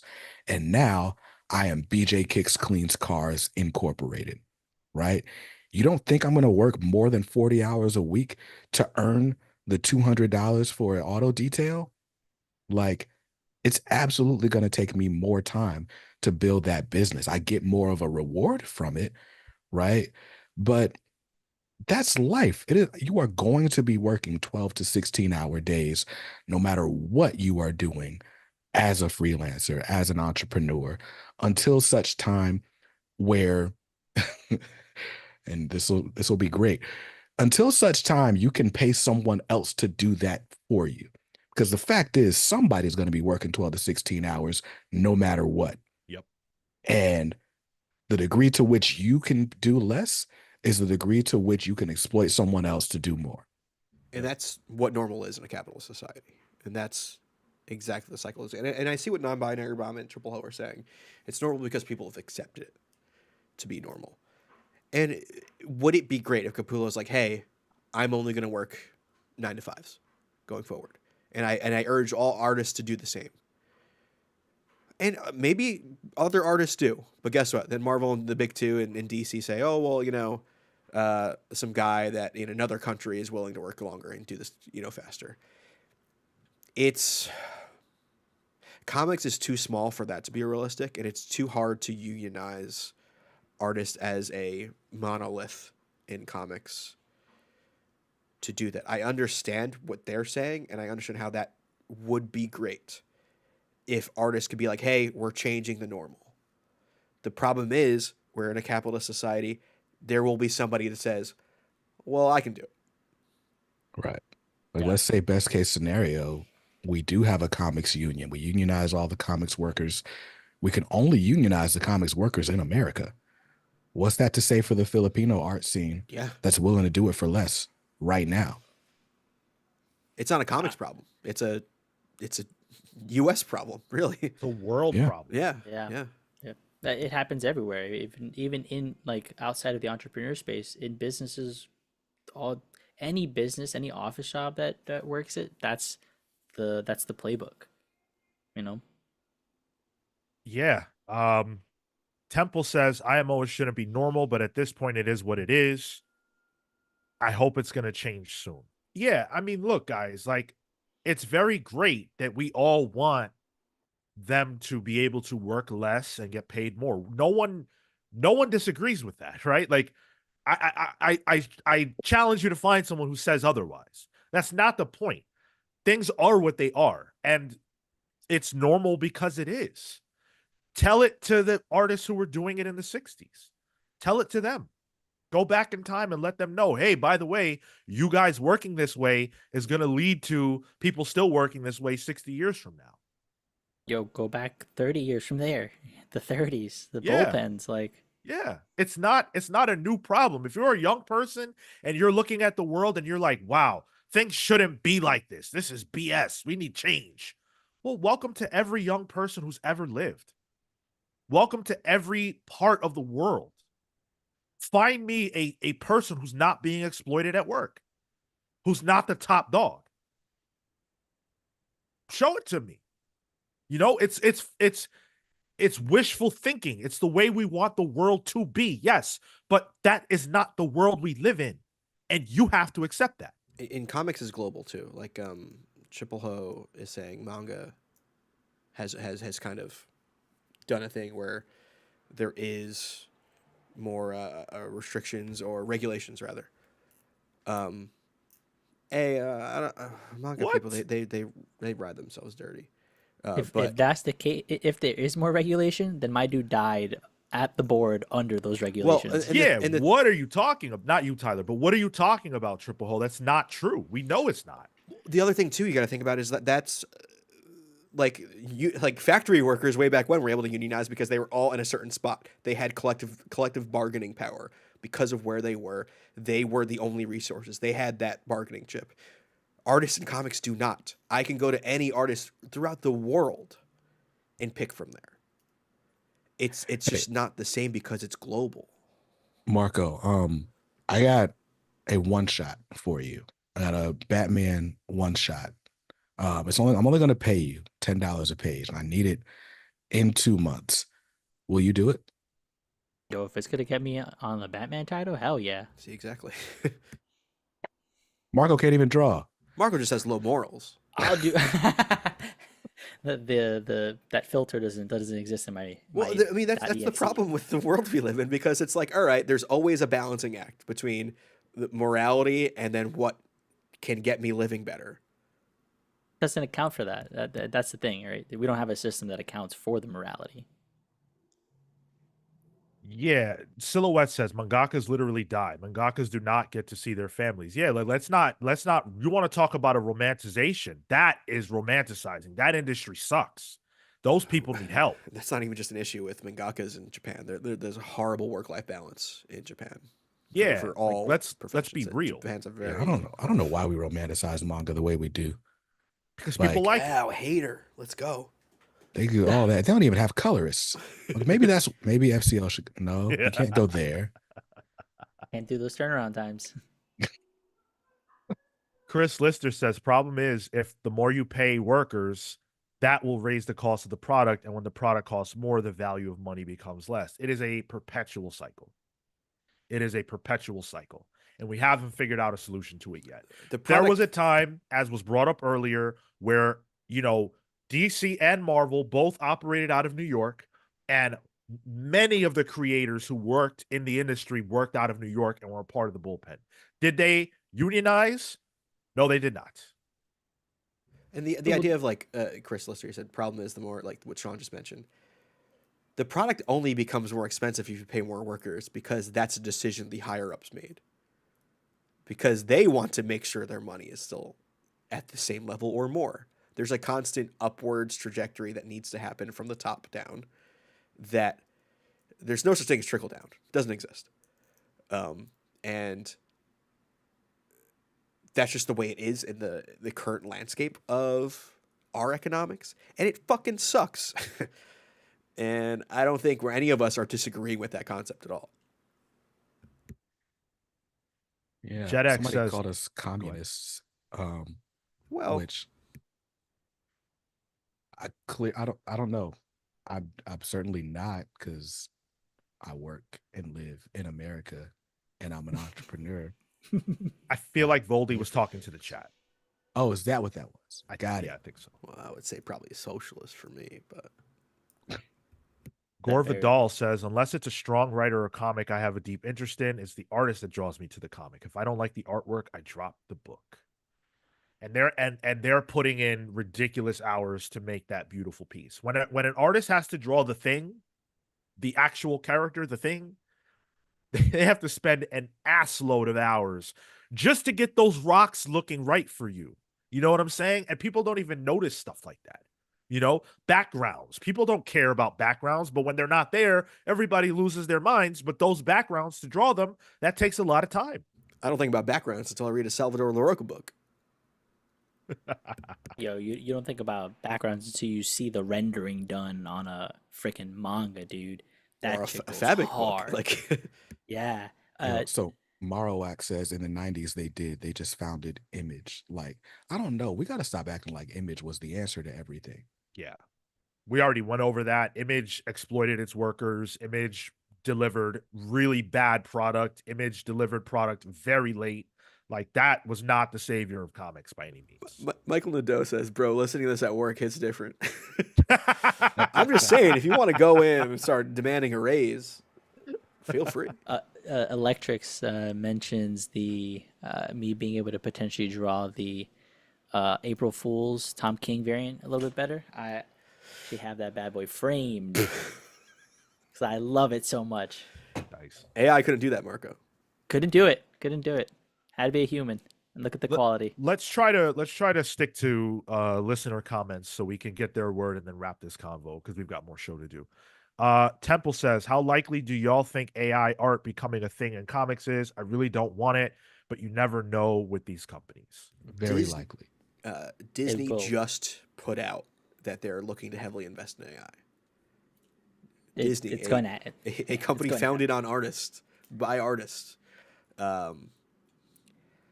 It's going to happen because it's cheaper and they can pay less people. Yep. Again, and I don't another think side effect of capitalism. I don't think it'll happen to the degree to which it'll replace. Hold on. That it will replace the work of a like a Mitch Jarrett's. It'll replace the work of a uh, Common Coley type stuff. Like I think people are going to get frustrated at that. The way that companies I've seen for art production standpoint is, here's an idea of what I want you to draw. Here, artists, go draw it. From a creative standpoint, we're not using things to do complexity as much as, hey, actually, maybe you can use this to edit the text on this thing instead of paying an artist to do it, which you know affects people's livelihoods to a degree. But I mean, we don't need to get in this discussion again, but as soon as AI art can just create art whole cloth that looks like human art, artists are done in terms of big corporate stuff. I Cole think says, creativity go can't ahead. be replaced. My bad. Go ahead. Cole says, no such thing as morality in business. I've been guilty and the victim of lowballing and overselling. It is what it is. You have to operate in the boundaries the best you can. Yeah. And chat, there are people in chat getting mad about it, but it's like, don't get mad at me, get mad at the world. It is what it is. Greg Capullo isn't saying, let's uphold this. This is beautiful. I love it. He's saying, I've been in this 30 years. This is what I have done. And it's not even, to me, it's not even the same thing as like someone saying, oh, you shouldn't have your school debt erased because I paid mine. I don't think it's the same thing because Greg is still doing it. He's not reflecting on the past. He's reflecting on his life now, today. Yeah. To quote The Wire, the game is the game. Yo, Like, you just quoted The Wire? absolutely. Like, this is the game. The game is the game. You can choose to play, or you can choose to sit and watch other people play and then watch them get the rewards from being in the game longer than you. But that's the game. There are also casualties. Like, it's dangerous out here, right? Like, somebody's gonna die at the art table, and that's the game, right? Maybe you can change it. Maybe you got ideas that are better for everyone in the game. But as of right now, this is the game, and it's not gonna get any better unless you do something about it. shout out to Snot Boogie, bro. Hell yeah, I agree with that. BJ, listen, I was looking for a co-host who quotes The Wire. Cale's not here right now, so we can talk now about replacing him. Like I said, it can't pay you. I could pay you in comics bucks. That I can do. Uh-huh. Hey, yo, so just real quick, I want I to. don't quote The Wire on this show. Come You on. don't quote The Wire. So It's my favorite show I of all don't time. know. I don't know if you can see like what all's around me because I did a good job of cleaning up the background. Good. I don't need no more comics bucks, bro. So Okay. I apologize. I don't apologize. I have to choose to take a stand and need better for myself. I'm gonna keep building my thing over here, but I'll keep being a guest star every now and then. I could do that. I'll be Casey Jones. BJ said, I'm gonna do my own thing. Nah, I'm gonna do my own thing. My favorite. I love that one kid that just quotes Miles, like it's like the Miles Morales NPC Oh, on and just does TikTok? it over and over again. I don't know Yeah, why. people are But it's bullying him my lately. it is my favorite thing on the internet. People are finding out where he's streaming and like bullying him or like showing up in Spider-Man cosplay too. And It's so bad. he's just trying to make some money. Leave him. Oh my goodness. All right, a couple more comments. Voldy Moldy says, didn't Image have independent contractors as opposed to and Marvel and DC having writers and artists for hire? I mean, it's all independent contractors. There are exclusive contracts that people have, but those are, as far as I'm aware, and this is not something that I would have intimate knowledge of, so don't quote me, but as far as I'm aware, that's not necessarily coming with health benefits. That's not necessarily coming with the things you would associate with being on staff. Like an editor is on staff. They have a salary, they have benefits, they have this, that, and the third. But as far as I am aware, even if you are exclusive, you do not have that same type of situation if you work for any of these companies. Yeah, at the end of the day, everybody there's getting a 1099, whether you're at Marvel, DC, or Image, as a creator. Right. Uh, JetX says there's no way AI makes it into comics. The entire medium is built around the art. More importantly, these companies cannot even afford to pay for a proprietary AI model just for their IP.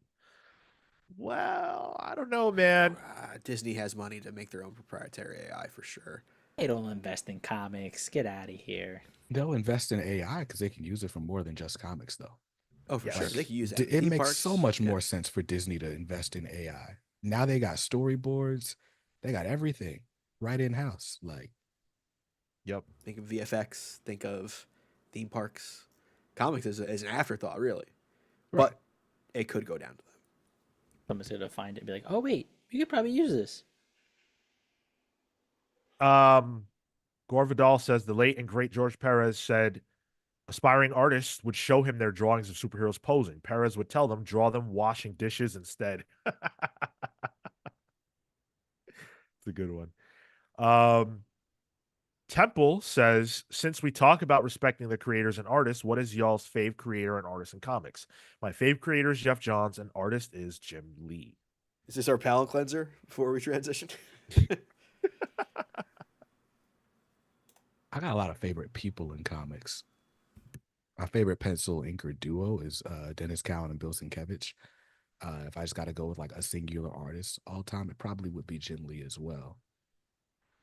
And writers, it runs the gamut. I just like a good story, but for me, it's art first. My favorite artist is. It changes on the day, but right now it's Stuart Eminem. That's the one that comes to mind. And writer? Writer, ooh, that's a tough one. I'm a big Remender fan. Right now, I'm rereading Spinning because I got it in physical. So artist is Tilly, and writer. Oh, that's hard. What book am I liking? Damn, Psy, bro. He's got 2 books out on the stands right now that I'm loving. Psy Spurrier. You're not even reading Hellblazer right now, right? I'm catching up. Yeah, Oh, it's fantastic. Yeah. I know. Yeah, it's a lot of fun. I'm going to go with Gary Frank. And writer it shifts a lot, but I wanna say Jonathan Hickman. That seems to be pretty standard for you at any given time. Yeah. Checks Rick out. Remender, Yeah. Grant Jeff Morrison. Johns, yeah. That's really the big three for Oh, me. Grant. Yeah, I always forget about them. It's always what have you done for me lately? Sometimes in comics. Yeah. Right. Yep. Recency bias. Chat, share your answers too. I would love to see what you guys have to say. Your favorite writer, your favorite artist. And if they're the same person, that's cool too. Like someone could say Daniel Warren Johnson, that would be a super valid answer. At the end of the day, I think it's really important to recognize that comics don't have a unique problem. To recognize that you yourself, the listener, is probably exploited. You're probably not being paid what your time is worth. You're probably working longer hours than you should be working. Everybody on the planet, except the biggest fish, are being mistreated by their business, their company, whatever they work for. What a gift it is to have the ability to express your talent, to express your passion, and express your love through the arts. Yes, you are still being exploited. That is the world. That is everyone. Thank goodness that you have a gift to give and a gift of talent to live off of and to be able to say, hey, you know what? Life sucks. It's true for you. It's true for me. But at least when I die, I can show this is what my life was about. Not, obviously family, things like that. But this is what I gave to the world. This was my art. To me, I think that's a very beautiful thing. And I want the best for every single person who picks up a pen or sits at their desk or whatever to express their love and passion. I want the best for them. And you know what? I think Greg Capullo probably does too. And this is a fight that we're going to be fighting for the rest of our lives and into the lives of BJ's kids and maybe one day my kids and their kids and etc. It's never ending. And my future programming, Sean. Thank you very much. Let's not exclude everybody here. But also overthrow the powers that be. If you can, yeah. If you can, yes. And hopefully one day we all get to a place where we can be our own bosses. But the sad truth is that that's not always that's not in the cards for all of us. Someone has to, as BJ said, someone has to be the person who washes the cars. Someone has to be the valet. Someone has to bring you your food when you go out to dinner. And that person is being exploited. That person's also, not to start the whole argument over again, but that person's also applied for that job. Like, they knew the pay, they knew the hours, they knew the schedule, they knew the job they'd be doing and chose to do that job. Like, again, man, don't cry for me. Like, no, I'm not making money doing these videos. Well, there's revenue, there's not profit necessarily. I chose to do that. Like, that's cool. Like, I like it.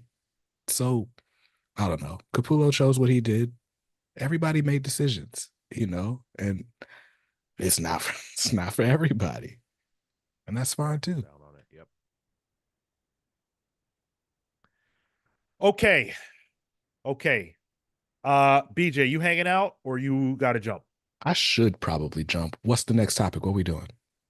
Well, we've got to say hello to our patrons. We've got to I've got an origin to do, but I also had a fun little thing that if you want to head out, we can do. That way you get to be a part of it. All right, let's do that. Let's do Okay. the fun thing and then I'll jump out. All right, sounds good. So we're going to skip a little bit ahead of our plans, but I would love to be able to do this with BJ. So, I think it was Gail Simone. I try to grab interesting things from all over the internet when I find them, and if there's a time when they fit into the show, we do it. So I think this was something that Gail Simone tweeted out. It would have been months ago. I had it in my back pocket. And it's this simple question. Who is your favorite all-time member of each of these teams in any version? All right. Justice League, Avengers, Teen Titans, X-Men, Legion of Superheroes, Batman family, but not Batman, or Spider-Man family, but not Spider-Man. And when we say Spider-Man in this case, we're talking about Peter Parker. And when we say Batman, we're talking about Bruce Wayne. Wow, Miles erasure. Jeez. No, Miles is included. Okay, got it. So we should go around and just tackle each team at once. I said, yeah, exactly. Okay. So we'll start with the Justice League. Justice League's an easy one for me, actually. Same. Mine's Green Arrow. I think Green Arrow as a Justice League member really grounds the team in a way that like the other guy without powers doesn't. I think Batman doesn't really ground the team. In fact, he's almost sometimes, at least more recently in more modern iterations, can be antagonistic. I think Oliver Queen really adds that humanity aspect to the Justice League that a team of gods really needs. So if we're looking at the Justice League, Oliver Queen is like, that's who I put on my league every time. I got Aquaman. I love him, love the character. And when he's outside of a team, when he's outside of doing his own thing, he's cool. But I like when he gets to interact with other people because sometimes he can bring a different perspective, one from the deep. So my favorite character in life, in all of fiction, is Batman. And so like I want to say Batman for the Justice League, but I feel like I like Superman better for the league. Like, I don't know, I'm torn. I like Batman as like Tower of Babel is great, right? Let's all dunk on Batman because Batman made the mistake. Batman's the one not thinking about the team. So like I like the lessons that come from Batman being on the league, but as like just a character to be on the like Superman's the idealistic superhero. Superhero is your favorite, or Superman's your favorite superhero's favorite superhero. I think that's got to be the answer for the league. I'm also going to be a basic person and say Batman as well. Now the Avengers. I loved Havoc with Uncanny Avengers.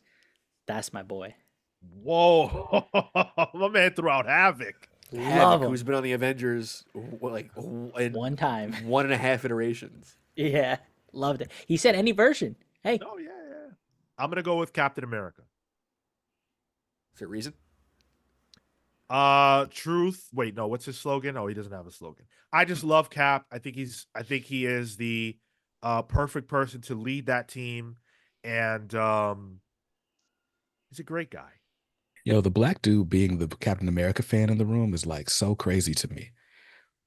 Why? But just, I mean, so like we're just generally as a people are not the most patriotic bunch, right? So like for me as a kid, seeing the costume, I'm like, not for me, right? Just reflexively, right? And it's only Brubaker's Cap that even makes me care about Cap at all.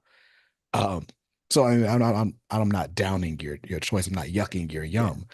It's just it's so interesting to me. Like I'd love a different conversation about like the merits of Captain America. I need to know like what is it about this guy? Because it's not something I would have gravitated to without someone very strongly recommending Brubaker's Cap to me. I can answer that in a very quick fashion. Okay. I love the fact that Captain America stands firmly and staunchly behind what he believes in. I really respect people who have core values that they stick by and don't change them for others. I respect it. I think that he's a good man and a good person, but his values are front and center. And he believes in an ideal that may not be what America is right now, but he will always fight to get to that place. Dennis Camp's take on him in Ultimates is, I think, a great summation of what that means. Nice. So Avengers, I don't read the Avengers very often at all. I think I'm just gonna throw Black Panther in there just because my boy. But I don't really read a lot of Avengers. Valid. Mine's maybe a weird one. Mine's Hawkeye, and I know I just said Oliver Queen for Justice League, but I think Just Hawkeye likes arrows. yeah. adds maybe Hawkeye adds a real. He's similar to Steve in a way, but I think he doesn't have that idealization that comes with Steve. And I think he's the guy that's okay with making tough decisions for the Avengers, and has to make some calls that maybe aren't the best. Don't read Civil War 2. But I think Steve Clint is a real progression of what the Avengers are, whereas Steve is really the genesis of the Avengers. I think Hawkeye is the continuation of that, and that's why I think I pick Hawkeye. I almost picked Hank Pym as I was putting the slides together. I was like, Hank Pym, maybe, and then I thought about it like 30 seconds more, and I was like, fuck no. I love all the people commenting with their choices. I wanted to say this one before we move forward. Benjamin Loudly says, I felt the same way as a black kid in the 90s until I saw him throw the shield. I was sold for some reason after that. I feel you, brother. I love that video game, Captain America and the Avengers. I always pick Cap. I don't know. I just ride with him. Next is Teen Titans. I always think of the animated series, the 2001, 2002 version. And in that, I loved Robin. He was the ideal leader. He was a lot of fun. He bounced off all the characters well, and I think he's just that character for the Teen Titans in my mind that is perennial. Mine's Beast Boy. I think Beast Boy. Maybe this is a dig on Beast Boy, but he's one of those characters I think that like really needs the Titans because he is so tied to what the Titans are. He's the heart of the team. He, as a kid, I thought this freaking power set was insane. I loved it. Being able to turn any animal you wanted, I thought that was sick. Even though I've seen online that people be hating on Beast Boy, I guess, but I'm a fan. Beast Boy's my pick. Tyler, just be honest, you're a furry. We get it. Yif yif, as they say. Is that what? Okay, some weird underworlds we find ourselves into. So for me, it's Dick Grayson, and I just assumed that was going to be the unanimous pick for the Titans. Like Although I'm not mad at your Beast Boy pick. Like, I do think he's like the quintessential member. Like when I think of Titans, there's no world where I put a team together that doesn't include Beast Boy or Changeling. But like Dick Grayson for me is the heart and soul of the Titans. Cyborg. I love him. I resonate, with his story. Um, and I feel bad for him. So yeah, Cyborg. You got cyborg parts we don't know about, Sean? Don't Yes, answer I that one. do. Don't answer that one. I was about to say it's either cyborg parts or daddy issues, but hey. Column A, column B, BJ. Uh, X-Men. Jean Grey, I'll Wolverine. just get it out the way. So, Oh, yep, there it is. BJ, what'd you say? Wolverine. Okay. I was gonna do It's Wolverine, gonna be a weird and then I pick for chose Marco. Wolverine. Mine's Thought about Cyclops. Mine's Cyclops. I'm a Scott Summers head through and through. I love Cyclops. I'm not mad at Cyclops. After reading a lot of the Claremont run, like, Yeah. put some respect on my boy. Yeah. But Wolverine. Sure. Oh, damn, Storm's good too. Storm's too big for the X-Men. She's got to be an Avenger. no, don't do that to Storm. No, No, Hey. bro. it worked for Marvel. We'll see if it worked for Marvel. Time will tell. All right, so we all gave our answers on that one. How about the Legion of Superheroes? The Ring. It's a cool That's ass all I ring. got for you. I don't even know who's in the Legion of Superheroes. Could you Yeah, name one, I had- Sean? Superboy? Yeah, that's one. Superboy and the Legion of Superheroes, isn't it? Right. Yeah. right. Brainiac 5 looks cool. Oh, I know nothing about the Legion except everything I just named. Superboy, The Ring, and Brainiac 5. So pick one. I had to. I'm glad that you posted this, but on the show notes, Sean, because I'm glad I was ready to Google this, because if you put me on the spot, no idea. Wouldn't have even told you Superboy.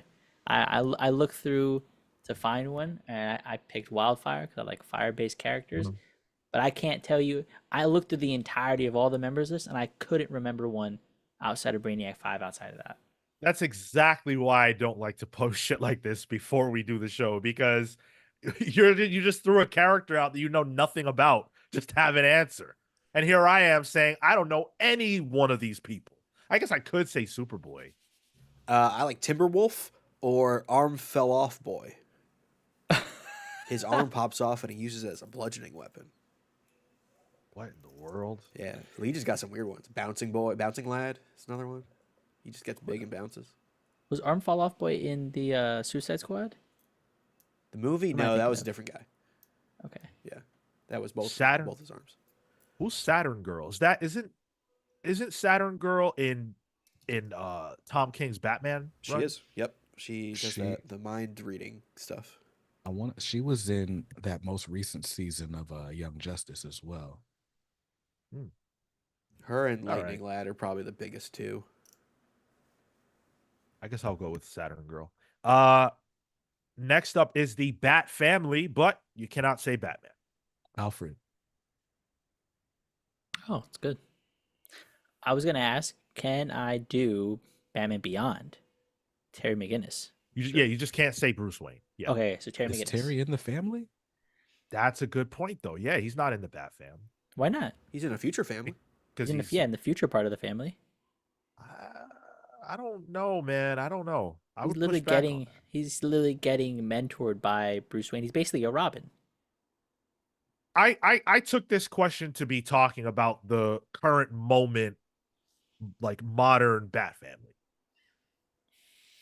Plus, if you say not Batman, Terry McGinnis is Batman. Well, I guess to that point, Miles Morales can't be in the list either. I'll just say How mine far so are we Marco taking can think these a little roles? more. Mine is Batwoman, Kate Kane. Big fan. I guess for the sake of this, we'll just exclude Batman and Spider-Man, all iterations. All right, then I'll do Nightwing. Okay. He was Batman too. Exclude that man. Damn it. I'm joking. I will go with Batwoman as well. I really like Batwoman. Actually, no, I'll go with Batgirl, Barbara Gordon. Yes. Nice. Yeah. Um, and then Spider-Man family, not Spider-Man. Oh, Silk.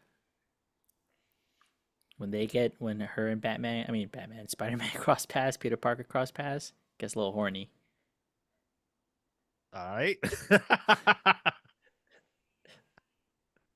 Mine is, I got a real soft spot for Flash Thompson in all iterations of whatever Venom he is at any given time, anti or not. Uh, Even though he's the shooty guy, I don't know, man. That was like when I was reading Spider-Man comics, and that's what I remember.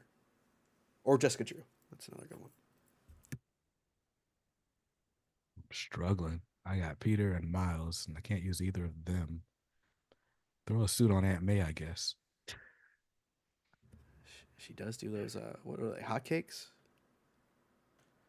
She got the wagon. Marissa Tomei.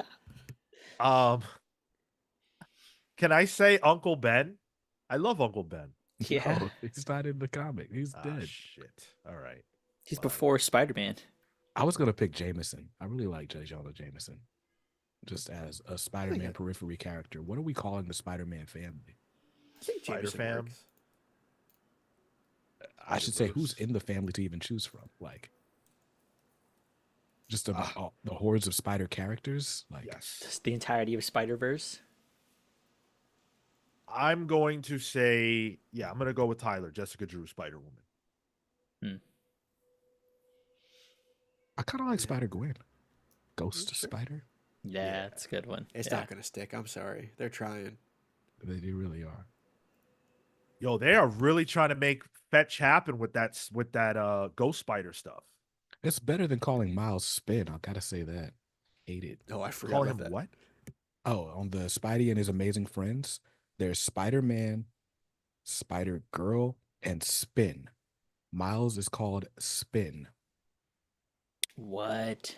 A kid came up to me. I was wearing a Miles shirt, and the kid goes, "Oh, Spin," and I'm like, "I'm sorry." It's a thing for toddlers I don't like that. at all. It's too confusing for them to have two Spider-Man, I guess. I guess But he's Miles. Like, you can't call him Miles while he's in costume. That's problematic. Call him Spider Boy then. Why would he? guess- No, you can't call. I guess they're all the You same can't age, call right? the black guy boy. yeah. Oh, okay. Well, good point. Yeah. I like how BJ and I were both like, "Ooh, I don't know about that one." He ain't Spider Boy. Um, I guess Spin is the best option if you can't have two Spider-Man. Is oh, it short my for like goodness. spinneret, or spindle, or I Bindle. guess because you spin the webs. Yeah, Yes, yeah. Just call him Black Spider. I don't know. It's worse. That's kind of worse than Spider Boy. I don't. No, I'm more cool with Black Spider than Spider Boy. That just has a nasty connotation to it. Let little what's his name, Bailey, be Spider Boy in the comics. That's cool. That's fine. But Miles Morales can't. No. Yeah. Spider Gwen is my answer. Let's just change the subject. I love her There character you go. design. There we go. There you go. Love it. All right, cool. So we got through that. I see chat has dropped a bunch of answers. Spiral Storm gave all his answers in one post. I like that. Wonder Woman, Iron Man, Starfire, Iceman, Shadowlass, Batgirl, Barbara Gordon, and Spider Girl Mayday. Ooh, that's a good one. Mayday Parker. Oh, okay, yeah. I like that. Would Venom have been a valid answer here? What do you guys say? I think I so. think so. Yeah, for sure. Not Carnage though. No. No. Spin is short for web spinner. Is that it? It's terrible. Yeah. Oof. Oh man, they got to figure that out. Oh, yeah, and they're calling Gwen Ghost Spider on Spidey too. Aunt Oh, May is it's- Spider Ma'am. I guess that does give a point to the Miles is not Spider-Man people, right? Like, how do you explain it to a 3-year-old? I think to me, the answer is that Spider-Man can be anyone and there can be more than one. Yeah, that's true. The other Spider, I mean, I was gonna say we don't have this problem with Green Lantern, but at the same time, like, there's no 3-year-old reading Green Lantern to care. Like, so That's facts. But when we talk about the Green Lantern, we say John Stewart, we Right. say Hal Jordan. but a big part of that though is there's no need for a secret identity, right? John Stewart's like, I'm not wearing a mask. Look at me. I'm the captain now, right? It's part of his character, right? But when you have to maintain a secret identity and you can't use the same title as the other guy, like that's weird. Just call them all Spider-Man, I guess. That's where I'm at with it. They are Spider-Man to me. So maybe one day kids will grow up and their Spider-Man will be Miles. Like, do your kids at all care about these characters, BJ? My kid, well, almost named my daughter. My youngest absolutely cares about superheroes. Like she can identify them, and will request Spider-Man or Batman, but she can identify all of them. But to your point, if they're wearing a spider suit, she sees Spider-Man. Doesn't matter if it's Miles or Peter. Hmm. Okay. And so before we let you go, BJ, because you've got a busy life ahead of you, I did want to ask you this question that came in from Samuel Summers, who wanted to ask you something very directly. Okay. I have a question for BJ Kicks. Who is your favorite Milestone comic? I love Hardware. I do love Hardware. It's difficult. Like favorite comic is hard. Because I love them all for very different reasons. Static is like lighthearted, it's like the joy of that whole Milestone universe. Hardware is where I think you get the best action and just coolest things visually. Icon has really great discourse between Icon and Rocket, and like there's the mentor mentee relationship, and Blood Syndicate is just brutal. Like there's there's no bad answer. I think the book that I consistently go back to though is Icon, because that's the thing that I feel like we don't get in other comic universes is that right there. Hmm. I'm gonna be honest. I've only read Static. That's not a bad comic to only have read. I think the book that really captures what was special about Milestone in the 90s to me, I don't know, they were all special, but Icon was the first one that really captivated me. Like in the first story arc, you get race relations, corrupt government, teen pregnancy, like liberal versus conservative ideologies. All of that you get in like the first 3, 4 issues in ways that I hadn't seen in anything else.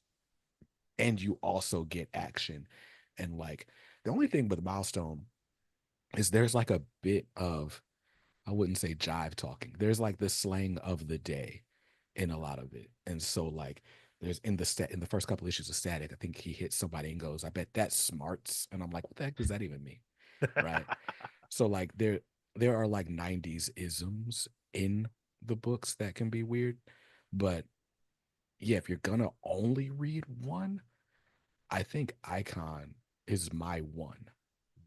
But Static is gonna have the most appeal, especially for like a kid that's looking to kind of see themselves. Like it's the typical, like, it's Peter Parker. It's the nerdy kid who gets superpowers and is like, oh. But I think what's cool about Static is he chooses to be a superhero because like he reads comics. So it's not like great power comes great responsibility. It's like, oh snap, I get to be a superhero. Let's do that. Um, I'm taking way too long with this answer, but I'm trying to like justify choosing one and excluding the others. The fact is I can't. But my favorite of early Milestone is Icon. Okay, that's valid. Silhouette asks, I have been wondering, should DC try to bring in characters from Wildstorm and Milestone into the Absolute Universe? Absolutely not. Well, I don't care about Wildstorm, but I need Milestone to be its own thing for as long as possible. I also feel like that wouldn't help get those characters over. Right. Yeah, I just don't think it would do anything for Excuse them. me. What? But go ahead, Marco. I was just asked why not? BJ, why don't you answer that? Yeah. So for me, the problem with like Milestone characters is that the visibility. If they all exist in the same universe, right? Then it's like, why do I pick, let's say Static over, say, Black Lightning, right? Like, or, who am I? It's the same question, like, okay, who am I taking out of the Justice League to put like a black member in? Like, does it make sense, really? It's like, just let them have their own thing. I don't say segregate it, but like, that's what the question becomes. But then also, Milestone did a great job of creating an entire world of characters that work really well with each other, right? Like they have all the archetypes. They have, you've got your Batman analog in Hardware, you've got your Superman analog in Icon, you've got your Spider-Man analog in Static, and the Blood Syndicate's kind of like X-Men, right? Like so, you've got that. They work really well, and then they set it in Dakota. Dakota is like the fifth character in that way, kind of like Gotham.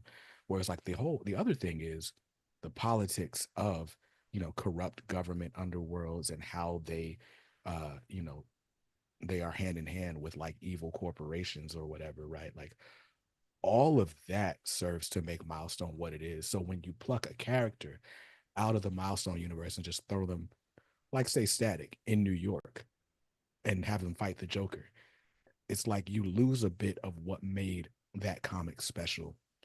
And when you do it en masse, like it's just that problem magnified. But all that said, let's say there's an absolute Milestone universe. Like I think absolute Static could be amazing. Like what does it look like to take Static out of his two-parent household, give him not such a supporting community in Dakota, and does he still come out to be the same like lighthearted, wisecracking, quippy kid?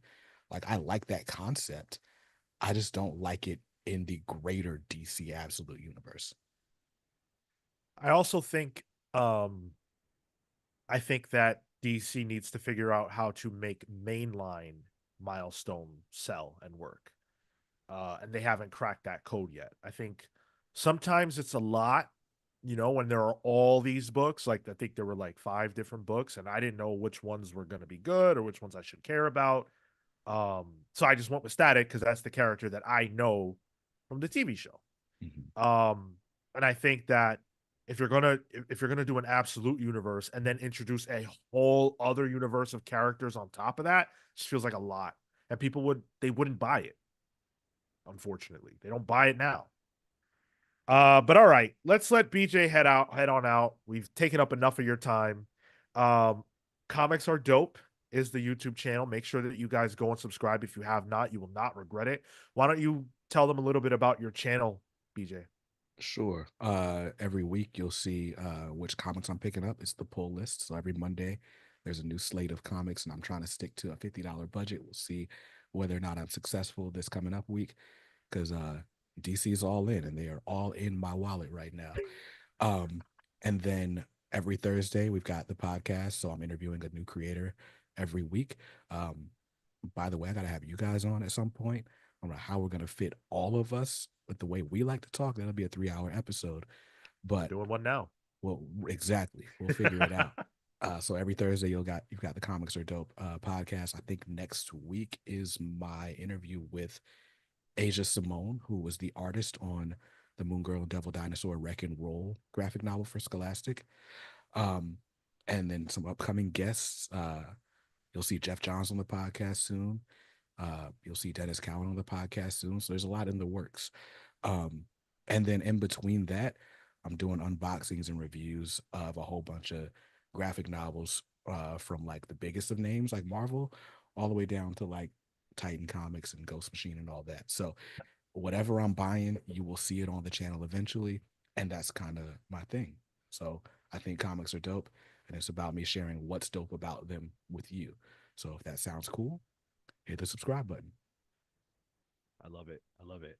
Sounds cool to me. That's why I enjoy BJ's channel so much. BJ, seriously, thank you so much for being a part of this conversation and spending your day with us. We really appreciate you, and hopefully it's not too long before we can chop it up again. You know it won't be. I appreciate you guys always allowing space for me. Appreciate it. Take Thank care of you. yourself, BJ. Thanks.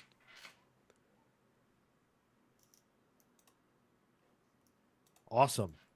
I always love BJ. He's such a great guy. Good I dude. really So much fun. recommend joining the channel. Yeah, he's fantastic. And if you're wondering if he's like that in real life, he's somehow even chiller in real life. Yeah, he's real cool. Very just Yep. down to earth, and I appreciate that. Yep, very much so. So all right, we've got a little bit more to do here on the podcast, on the show. Thank you guys for hanging out with us so far. You guys have been amazing. Really just the best fans in the world, the best listeners in the world. Let's do a little bit of business talk. Tomorrow, if you're listening to this live, tomorrow, Sunday, we are hanging out with our patrons. We are going to be on Discord, on voice chat, hanging out with you guys as we do every single month at the end of the month. If it's the last Sunday of a month, you know that we are going to be chilling with our patrons. So that happens on Discord at 1 p.m. Eastern. Hope to see you there if you are eligible. And if you're not, patreon.com/thecomicspals. You sign up, you can come hang out with us tomorrow. Great way to spend your time hungover from a Halloween party. You got any Halloween party plans, Tyler? Got one tonight. Yeah. Nice. Godspeed. How about you, Marco? No Halloween plans. Tonight doing, what is that? The corn maze in the dark. Ooh, But spooky. yeah, outside of that, on the day proper, maybe something after. I don't know. Isn't corn maze redundant? That's a Spanish joke. Oh, I get it. Marco got it. Well, Marco, you will be here on Halloween because we have Pals Pulls that day. Yeah. And that should be a lot of fun. Are you guys going to dress up for Pals Pulls? I'm trying to. I think so. It's just a matter of what. Right. I have like an in case of emergency break glass thing that I have, but we'll see. Yeah, same. So I'm hoping to get something done because my girlfriend has some makeup stuff that we'll see. We'll see what happens. Oh, shit. Okay. You're going to put on some makeup there, Marco? A little bit. All right. I can't wait. Yeah, so that should be a lot of fun. Make sure you guys come hang out with us tomorrow if you're eligible. And definitely Thursday, we're going to be doing Pals Pulls. That'll be a lot of fun too. Also, as far as the book club, if it is the last Tuesday of the month and you know your boys will be live doing the book club this month, was a super spooky month. And the winning book was Wonder Woman Justice League Dark, The Witching Hour. So on The Witching Hour, 6 p.m. Eastern, we will be convening to talk about that book. I'm excited. I always love a good book club, and this is another book that I have never read before, so it'll be a new one for me. And it's a quick read too, 5 issues seemingly. On the if you have DCU when you have the look it up. But if you want to do some ancillary reading, there's some stuff that happens before and a little bit after. So Cool. Max Guardian of Oa says, "Oh darn, I'll be at Renaissance Fest tomorrow. Looking forward to chopping it up with you guys. I guess I'll catch you next month." Yeah, for sure. And also, it's worth pointing out that there are community book clubs that happen every week. There's once a week on our Discord server. Not us, but our community members. They do a hangout and a book club, and I think right now they're doing Tomb of Dracula. yeah, And I tuned in last week, I think it was, and it was really good. I enjoy those a lot. So you can come hang out. I think those happen on Mondays at 6. But you join the Discord and you can find out the details of all that good stuff. All right. Speaking of the patrons, now's your time. Now's your moment. Patreon.com/thecomicspals is the best way to support this podcast. We talked about it earlier. Marvel and DC ain't sponsoring us. We're sponsored by you guys, and your love for what we do, your support, it goes the extra mile. Hey, we got to eat lunch at New York Comic Con thanks to you guys, and we were thanking you the entire time. So Right now, I want to give a very special shout out to our Pals vs. Legends, Thunderstruck, Rebecca Alejandro, the Hound of Justice, Atomic Hound, Starcross, Catherine Stars, the Red Spiral, Spiral Storm, Orseus, the Waterbound, and Adam and Bernie, the bestest boy. And I also want to thank Pals vs. members, the Night Stalker, Harris Dajinski, who is celebrating a birthday today. Big ol' happy birthday to you, Harris. Miss you, buddy. Love you. Hope you're having a good one. Brian Demolisher Del Pozo, Kefis the Incorruptible, Momentum Mike Elliott, Dan the Truth Trudeau, Jalen the Sanguine Sorcerer, Marley Manastorm, Slow Flow Dameron, Christian Uncaged, Always Laughing, The Spear of Justice, Izzy's Issues, The Great Destroyer, Hyper Viper 89, Robert Runback, Cashaback, Pete the Dream Weaver Collins, who it was amazing to get to see at New York Comic Con. Matthew Malice Price, James Just Jamming Jones, Amin Almighty Perez, Paul Powerhouse Smith, who just bought a Comics Pals t-shirt. Thank you, Paul. That was cool to see. That was so awesome. Hell yeah. Andrew the Galaxian Smith, Neon Knight the Cosmic Avenger, Matthew the Shade Cosmo, BJ Kicks, who was just with us, the Living Blade, Boss Frontier, the Grand Alchemist, Chop Harder Alchemist, John Barrier B, Simon Gale Force, Garrett Garnett, Tom Tremor Butler, Cameron Cavernous Gordon, Doomsday David Melendez Doria, which, by the way, no one has pointed out. No one has noticed. Doomsday, DMD, I took the first letter of his, never mind.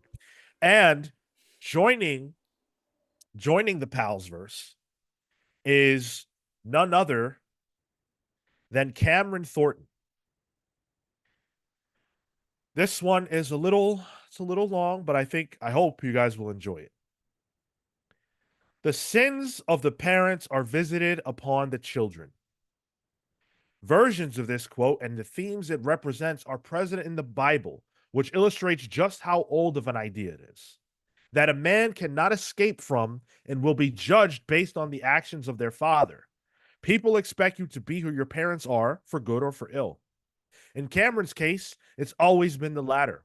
At first, the dirty looks and treatment when people found out who his parents were confused him. He'd heard the whispers from the gossips in the streets as he walked by.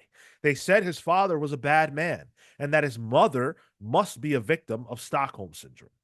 In Cameron's young mind, though, they were heroes. Then there was a day when Cameron's whole world fell away. He sat playing video games on the couch with his parents when he heard the first boom at the door. Boom! Panic ran across the face of his parents. He looked up at them confused. They knew something he didn't, and their fear made him scared. Boom! What's that, Dad? Cameron's father gripped his shoulders and looked at him intently. Listen, son, no matter what happens here, no matter what you see or hear about your mother and I want you to know that we love you. We have always loved you and always will, for all time. You understand me? Boom! And then a crash. The front door burst open, and several cops flooded the room, guns drawn. Cameron's mother ran over to him and hugged him, knowing it might be the last time that she ever does. We love you, son. Don't let anyone ever tell you different, she said with tears streaming down her face. The cops yelled their commands, but the family stayed together, embracing in a three-way hug. They had to be forcefully torn apart by the officers, and Cameron watched as his parents were taken away in handcuffs, the worst moment of his life. Cameron would suffer a life of uncertainty and loneliness thereafter, staying with an aunt and uncle who hated his parents for what they had done and looked at Cameron like he belonged in prison alongside them, like their sins were his. As he got older, he tried to get jobs locally, but his last name was like a scarlet letter that was branded to him. No one would hire him because of his parents. When the hunger came and Cameron had no way to fill the angry maw in his stomach, he did what his father would have done and took what he needed. Thus, a reluctant life of crime began. The sins of the father became the sins of the son. You hearing me, Cam? The words shook Cameron out of his reflective haze. He stands in front of underboss Wentz, a man Cameron's parents would have warned him against ever speaking to, but, as he had come to learn, would have done business with themselves. You do this job, you'll see more money in one shot than your mom and pop saw in all their years. They were a real Bonnie and Clyde type act, huh? Too bad they couldn't keep themselves out of prison. Let's see if you're a better criminal than they were. Anger boiled up inside of Cameron, but acting on that feeling would have been punching a one-way ticket to the afterlife. He shoved his feelings down and listened to Wentz's instructions. This would be a simple enough job for Cam to pull off, but nobody in Wentz's crew had the skill or the will to do it. Maybe it was in his blood. Cameron found himself inside a massive warehouse. It had been well guarded, but they weren't prepared for him. He wasn't about brute force. Stealth was his way, and he was a master at being unseen. When your uncle turns to the whip at the sight of you, you learn quickly how to move without being noticed. Cameron entered a hidden room within the facility, and there he found his prize, a briefcase with an owl emblem on it. As he reached for the briefcase, something off to the side caught his eye. A rock, maybe. The deepest black he had ever seen. It didn't look natural. He felt drawn to it. He reached out to it and touched it, and boom! Cameron felt like his mind was being invaded. Something foreign had just made its way inside of him. It was an awful feeling. Ah, another human. It has been far too long since I peered inside one of your minds. So lonely here. Your mind is as lonely as my world. What are you? If we had a millennia, your mind would not be able to comprehend what I am. But I have need of you. I was not good. On my world, I committed atrocities against my people. Killed, took what was not mine. It took the full might of my people, but they imprisoned me. It has been a long, long time. What does that have to do with me? I'm not doing wrong for others. Are you? You found me because of your shattered morality. Nevertheless, I do not ask you to do wrong. For me to prove that I have changed, I must do good. Good equal to the harm that I have caused. But I must do it from my prison, which means I need an avatar. What I offer you is an exchange. I will grant you the powers that I used to destroy my world with the condition that you use them to save yours. We will be linked, and if you use my power for ill, I will know. And what will you do about it? You're imprisoned. If you accept my gifts, then you accept me fully into your mind. Your mind to me is nothing more than a switch. I can turn it off if you disobey my command. What will you choose? Cameron thought deeply, and he thought about his life. He thought about the things that he wants to accomplish, and he thought about the things that he's done that he regrets. This is his only chance to be different, to be special, to be better maybe than his parents. Okay, I'll do it. What do I have to do? What you must do is spill your blood upon the rock, and then you will be changed. Cameron noticed to his left a knife that was on the table. He grabbed it. He took the knife and he used it on his wrist. The blood dripped onto the rock, and suddenly he was transported. Suddenly he saw the vastness of space. Suddenly he saw the burning of the sun beaming down on him, and he saw for a brief moment his new ally imprisoned. If he had a millennia, he could not describe what this individual looked like. He could not describe this being with words, but it was scary. And he knew that he never wanted to encounter this in person. Take my gifts with you and use them for good, and one day I will be released. When that date comes, I will have further gifts to bestow upon you. Cameron felt changed. He felt ascended. He felt better. And he took this power to go and do the first good deed. He returned to underboss Wentz. Hey, did you get that job done? Where's the briefcase? I didn't bring the briefcase. I brought something else. Let me show you. Cameron reached out his hands, and from them came a power that looked and felt like electricity, but was bonded with something cosmic, something deep and horrible. Underboss Wentz felt it impact his body, and he saw horrors in his mind that he could never have imagined. And it drove him insane in that moment. It sapped his will, it sapped his power from him.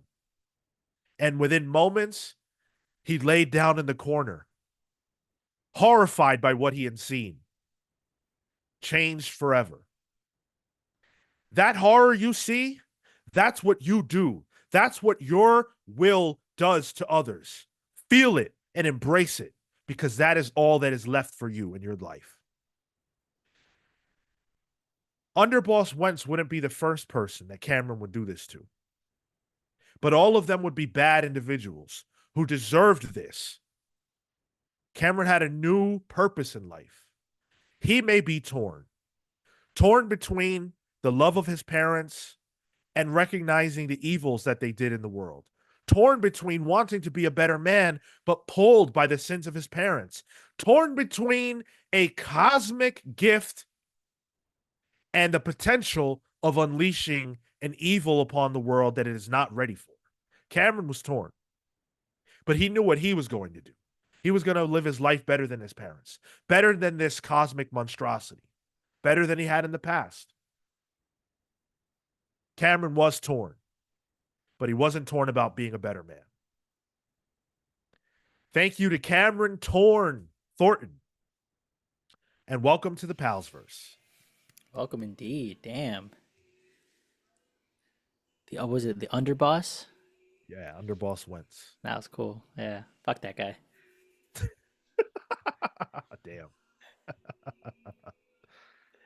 Cameron, I hope you enjoyed that. I hope that you guys all enjoyed that. And if you would like a similar treatment, join the Palsverse. Patreon.com/thecomicspals.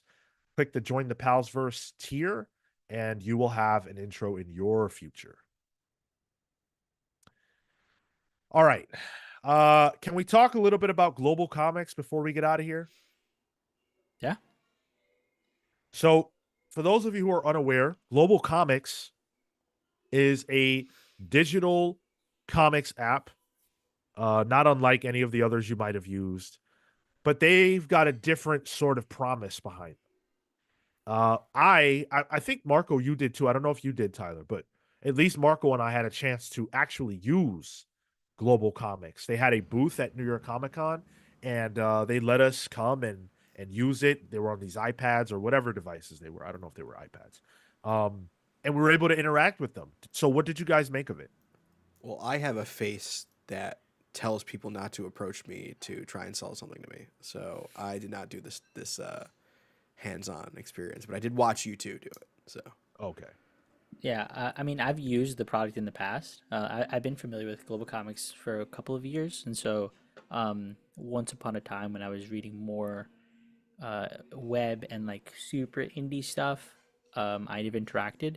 But the change in product and where they're at now is astonishing. Because before the reader was super simple, just kind of scroll page. Maybe there was a vertical where you can scroll up and down, and it just didn't have much of a library.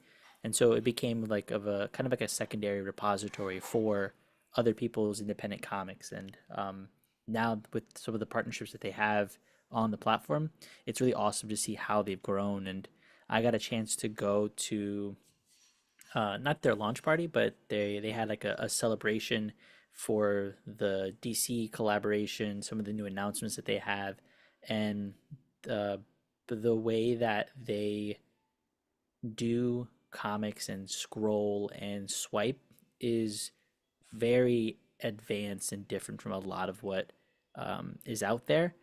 Uh, I use Comics Reader as my digital reader typically, and I mean if they have the potential to ingest comics like PDFs and CBZ files, all that kind of stuff, I would make the switch because I think there's a lot of advantage to the platform. So I had a lot of fun, and I hope it gets to the point where I can make it my digital comics app.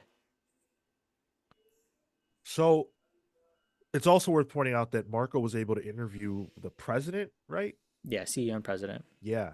And his name is Chris, and that interview will be up soon. So you guys will be able to listen to that and get a feel for him and their business model. But I took some notes down while I was being pitched to. Um, 70% of revenue passed to creators. That is in the case of, books that are more indie, and stuff like that. Um, counts the pages that readers read and attributes those pages to creators. The way it was explained to me is that, like let's say you're reading, I don't know, Tales of Mystery by Dirk Manning. Um, and you read the first volume of that. Then they would look at the creative team listed on that book and they would pay out based on the amount that they read.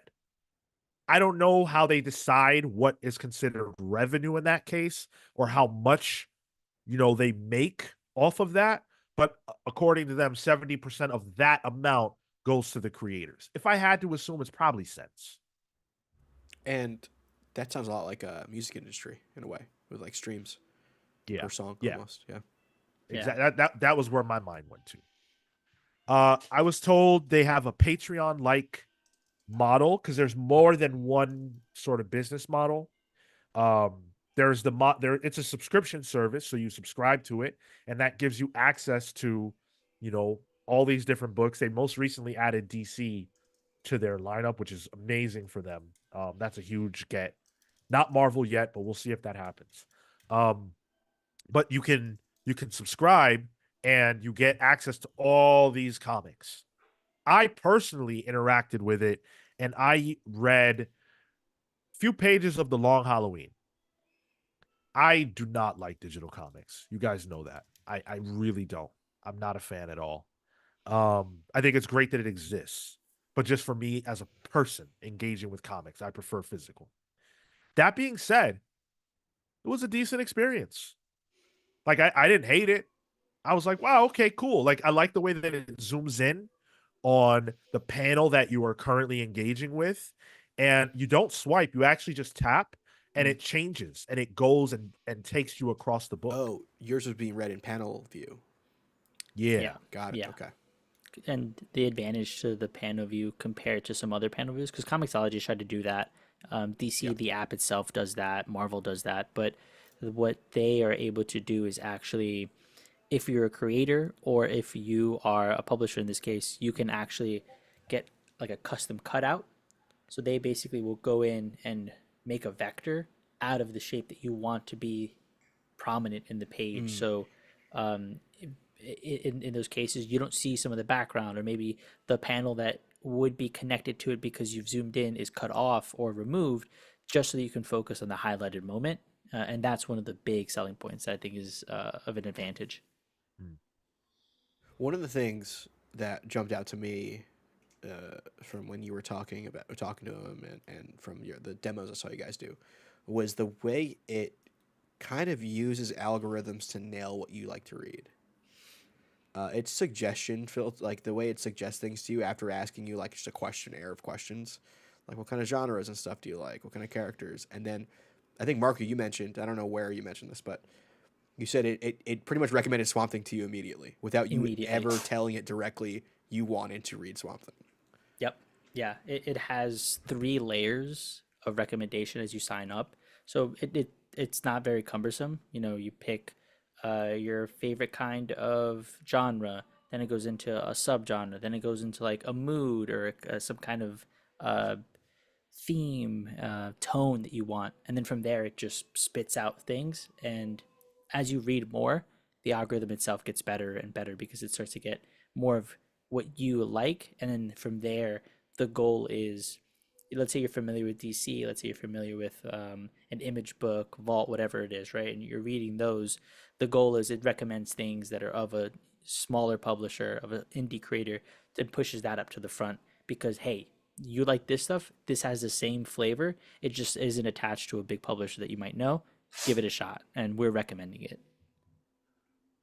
So they said, I hope I took these notes down accurately, but from what I remember, 20,000 titles are available for free to read based on publisher, but it's $9.95 a month for 80,000 titles that they have on the platform, which is that's a big number. 80K is a lot of comics.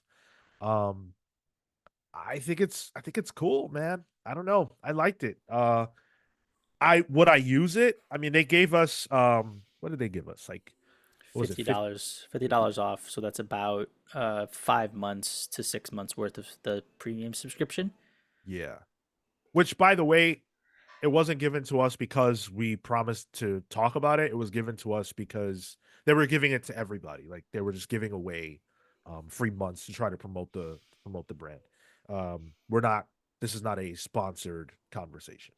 Um I will use my 5 months off or 5 months free or whatever, but I can't imagine that I would use it beyond that because of the nature of the kind of reader I am. I don't have a need for that. And it wouldn't even benefit me. Like, let's say a situation were to arise where like I forgot to get a book, right?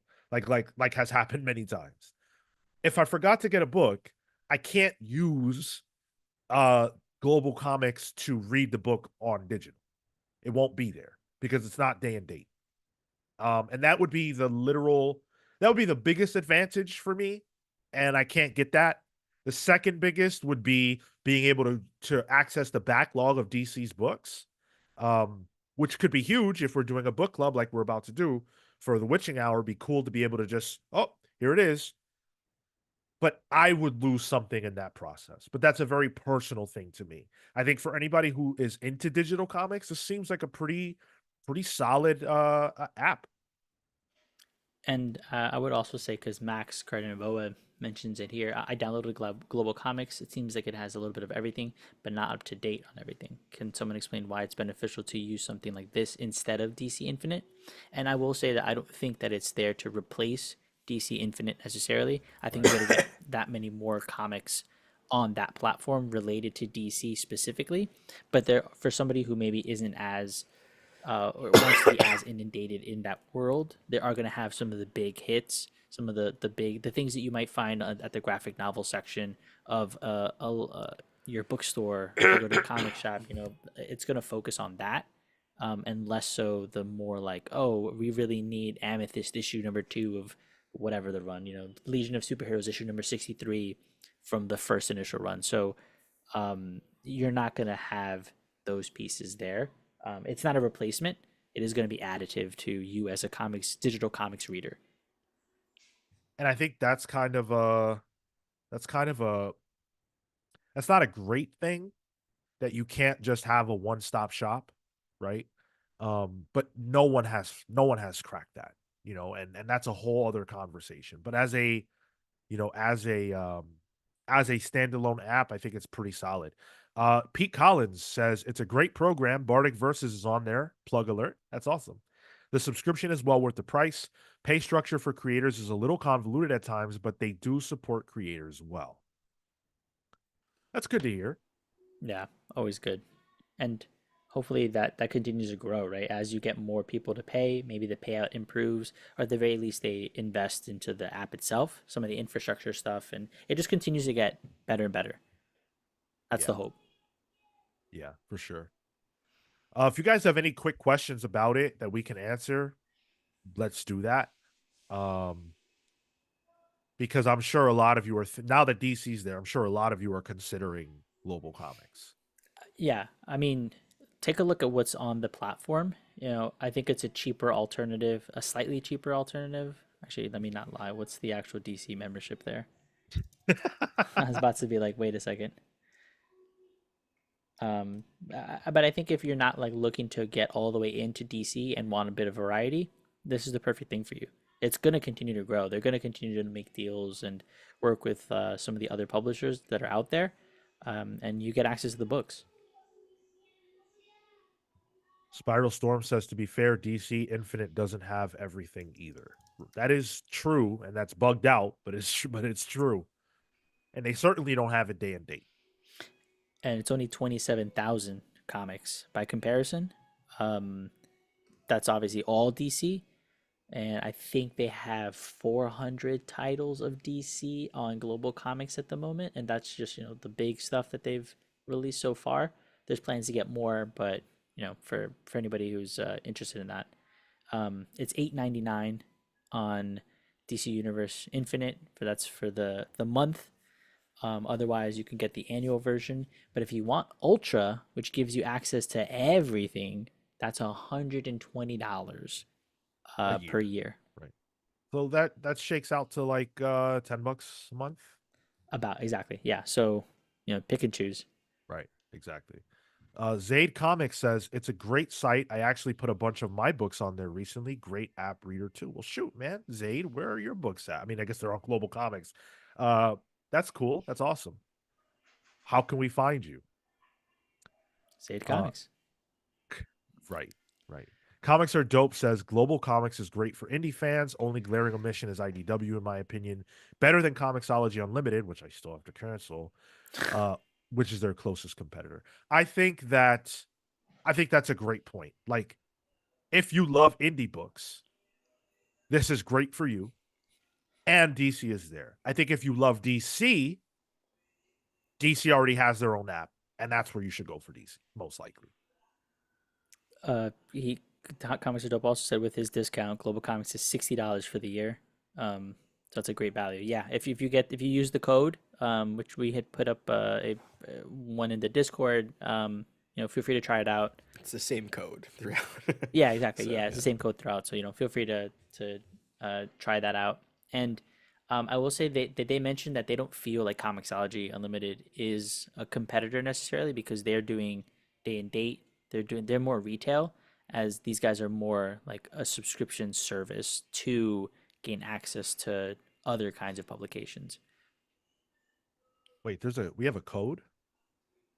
We don't Yeah, have a the same personal one, but that you got. every scratch off had the same discount code on it. Oh, right. It was the illusion of getting a special discount. Yeah. Right. Absolutely. Was it really just the same code, the same 50? Because I thought there was like, okay, it could be like 100. There could be apparently, but we didn't get it. We just didn't get it. But if you got the 50, it's the same code. I'm sure there were others out there that probably had better discounts that had individual codes, maybe. But I see. Okay. Zaid Comics says, thanks, guys. We crowdfund our stuff and have a Zaid Comics website. Global has been great, very responsive in improving their platform to aid indie creators. That's awesome. That's fantastic. I'm very glad to hear that. Julia Raul says, how much does Global Comics have from Marvel? Probably zero, right? Yeah, they have no relationship with Marvel at the moment. Although I'm pretty sure Chris said they were trying. Or I heard from someone they were trying. They'd like to. I'd hope they're trying. They say never say no. Right. Comics Are Dope says he has a personal code, so use his. If you head on over to his channel, I'm sure you can find the link to that. Yeah, maybe we'll have Chris on the podcast at some point to talk more deeply about this. I do think it's an important thing to talk about because digital is the way that some people get their books, and I love the idea that there's one that's focused more so on indie, but to sway someone like me, gotta get Marvel.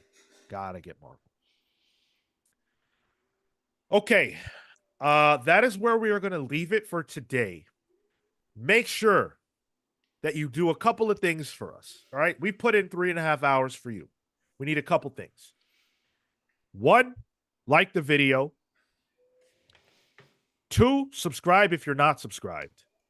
And 3, join us on Tuesday at 6 p.m. Eastern for our book club. We're talking Justice League Dark, Wonder Woman, The Witching Hour. Read it if you haven't, or if you just want to hear our conversation, show up on the day and listen to us talk about it. And actually, if I could ask for a fourth thing, watch the interviews that we've been doing. We've put out a whole bunch. There's still a lot more to come. Probably release one after this, after we're done here.